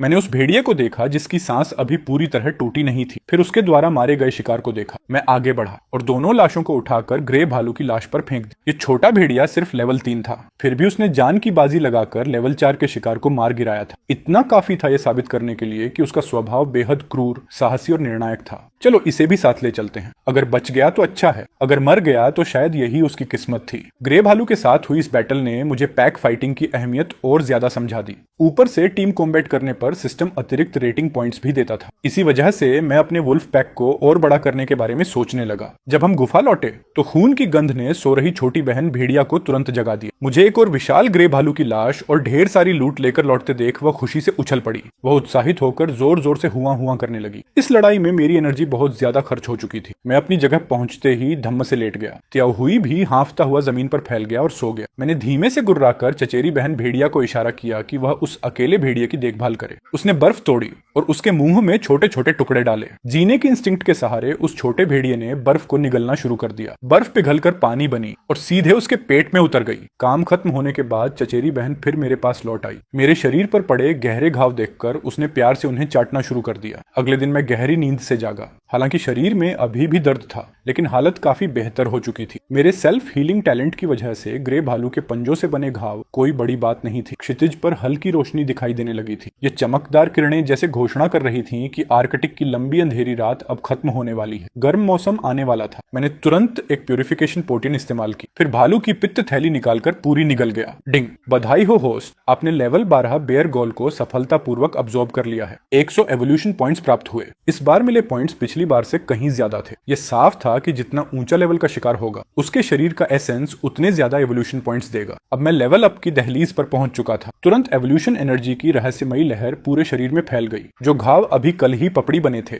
वे आंखों के सामने भरने लगे। हालांकि यह एनर्जी सिर्फ हीलिंग करती थी, यह खर्च हुई स्टेमिना को रिकवर नहीं करती थी। यही वजह थी कि मैंने इसे कल तुरंत इस्तेमाल नहीं किया था। मैंने ध्यान केंद्रित किया और लालच से उस शक्ति को अब्सॉर्ब करने लगा। ये अद्भुत एनर्जी मेरे शरीर के हर हिस्से को मजबूत कर रही थी। मांसपेशियां, हड्डियां, चारों पैर और यहां तक कि फर भी लगातार स्ट्रॉन्गर होते जा रहे थे। त्वचा, मांस, हड्डियां और पूरा स्केलेटन सिस्टम हर दिशा से अपग्रेड हो रहा था। करीब 10 मिनट बाद वह रहस्यमयी एनर्जी धीरे धीरे गायब हो गई। मैं आखिरकार लेवल 7 पर पहुंच गया। मेरा शरीर पहले ही 2 मीटर से ज्यादा लंबा था। अब वह और भी बड़ा होकर लगभग 2.3 से 2.4 मीटर तक पहुंच गया। अगर पूंछ को भी जोड़ लिया जाए तो कुल लंबाई लगभग 3 मीटर थी। इतना विशाल शरीर तो नॉर्थ अमेरिका के सबसे बड़े ग्रे वुल्फ भी मैच नहीं कर सकते थे। लेकिन सबसे डरावना बदलाव मेरे पंजों में हुआ था। उनके पंजे लगभग 1 सेंटीमीटर और लंबे हो गए थे और उनकी धार भी एक नए लेवल पर पहुंच चुकी थी। अब बस हल्का सा स्वाइप करना ही काफी था, जिससे ग्रे भालू की मोटी चमड़ी और मांस को आसानी से चीर सकते थे। नाम लिन मोयिन, प्रजाति आर्कटिक वुल्फ, लेवल 7, रक्त ऊर्जा 700, स्पीड 130। मैंने बिना किसी हिचकिचाहट के बोनस में मिले 10 एट्रीब्यूट पॉइंट सीधे स्पीड में डाल दी। स्पीड बढ़कर 140 हो गई। यानी अगर मैं पूरी ताकत से दौड़ूं तो मेरी रफ्तार 40 मीटर प्रति सेकंड से भी ज्यादा हो सकती। इस हवा को चीर देने वाली स्पीड के साथ चाहे सामने कोई प्रोफेशनल सैनिक ही क्यों ना हो, जिसके हाथ में बंदूक हो, उसके लिए भी मुझे निशाना बनाना आसान नहीं था। मैं आराम से गुफा के बाहर निकला। अपना सिर ऊपर उठाकर मैंने एक लंबी हुआ की। मेरी ताकत में आए इस जबरदस्त उछाल की खुशी और उत्साह उस आवाज में साफ झलक रहा था। भेड़िए की गूंजती हुई हुआ ठंडी और अंधेरी आर्कटिक रात में दूर तक फैल गई। उसी समय श्याओ हुई भी उनींदा सा जाग गया। उसने महसूस किया कि मेरा दबाव और आभा फिर से बढ़ गई है, इसलिए वह खुशी से हल्की गुर्राहट करने लगा। वह मेरे सामने आकर खड़ा हुआ और मेरे पहले से भी बड़े और ताकतवर शरीर को देखता रहा। उसकी आंखें प्रशंसा से भरी हुई थी। कजिन सिस्टर जो पहरा दे रही थी, उसने भी हैरानी जताते हुए हल्की गुर्राहट की। उसने मुझे बचपन से बड़ा होते देखा था। 1 साल भी पूरा नहीं हुआ था जब मैं एक छोटा सा दूध पीने वाला भेड़िया था, और अब मैं इतना विशाल और दबदबे वाला अल्फा वुल्फ बन चुका था। वह मेरे घावों को चेक करना चाहती थी, लेकिन काफी देर तक फर हटाकर ढूंढने के बाद उसे पता चला कि सारे घाव गायब हो चुके हैं। उसकी भेड़िए वाली आंखें उलझन से भर गईं, लेकिन उसका सीधा साधा दिमाग ज्यादा गहराई से सोचने की इजाजत नहीं देता था। इसलिए उसने मान लिया कि मैं खुद ही ठीक हो गया हूँ। मैंने हुआ करके पूरे झुंड को खाने के लिए बुलाया। छोटी बहन भेड़िया और छोटा ग्रे सफेद भेड़िया अब भी सो रहे थे, लेकिन जैसे ही उन्होंने खाने की पुकार सुनी, दोनों तुरंत नींद से उठ बैठे। खाने की बात हो तो ये दोनों हमेशा सबसे ज्यादा उत्साहित रहते थे। मैंने ग्रे भालू का मांस नहीं खाया। इसके बजाय मैं भालू के बच्चे की लाश के पास गया। ये छोटा भालू एक म्यूटेंट प्रजाति का था। गुफा में पड़े हुए उसे 10 घंटे से ज्यादा हो चुके थे, लेकिन उसका शरीर अब तक जमा नहीं था। हालांकि वह सिर्फ लेवल 1 एट्रीब्यूट वाला था, फिर भी उसमें 20 से 30 किलो मांस। मैंने अपने तेज पंजों और दांतों से एक बड़ा टुकड़ा नोच लिया। इसका मांस सामान्य ग्रे भालू से कहीं ज्यादा स्वादिष्ट था, ताजा, मुलायम और रस से भरा हुआ। पहला निवाला पेट में जाते ही डिंग, होस्ट ने म्यूटेंट ग्रे भालू का मांस खाया। 45 इवोल्यूशन पॉइंट प्राप्त हुए। ये संख्या मेरी कल्पना से कहीं ज्यादा थी, लगभग उतनी ही जितनी मुझे पहले आधी से ज्यादा आर्कटिक मछली खाने पर मिली थी। इतने विशाल इवोल्यूशन पॉइंट्स देखकर मेरी भूख और भी बढ़ गई। डिंग, होस्ट ने म्यूटेंट ग्रे भालू का मांस खाया। 42 इवोल्यूशन पॉइंट प्राप्त हुए। डिंग, होस्ट ने म्यूटेंट ग्रे भालू का मांस खाया। 39 इवोल्यूशन पॉइंट प्राप्त हुए। हालांकि म्यूटेंट ग्रे भालू का मांस बहुत ज्यादा इवोल्यूशन पॉइंट देता था, लेकिन इसकी गिरावट भी काफी तेज थी। हर बार लगभग 3 पॉइंट कम हो रहे थे, जो दूसरे खाद्य पदार्थों की तुलना में बहुत ज्यादा था, लेकिन मुझे इसकी परवाह नहीं थी। मैं लगातार बड़े बड़े निवाले निगलता पिघलता गया। सिर्फ 7 से 8 किलो म्यूटेंट भालू का मांस खाने के बाद ही मेरा पेट पूरी तरह भर गया, लेकिन इतने से ही मुझे 200 से ज्यादा इवोल्यूशन पॉइंट मिल चुके थे। खाने के बाद मैंने उस अनाथ भेड़िए के बच्चे की तरफ देखा जो अभी भी बेहोश पड़ा था। मैंने भालू के बच्चे के शरीर का सबसे मुलायम और सबसे ज्यादा खून वाला हिस्सा फाड़कर सीधे उसके मुंह में ठूंस दिया। यह म्यूटेंट ग्रे भालू का मांस था जिसमें बेहद ज्यादा पोषण और ऊर्जा भरी हुई थी। वह जिंदा रह पाएगा या नहीं,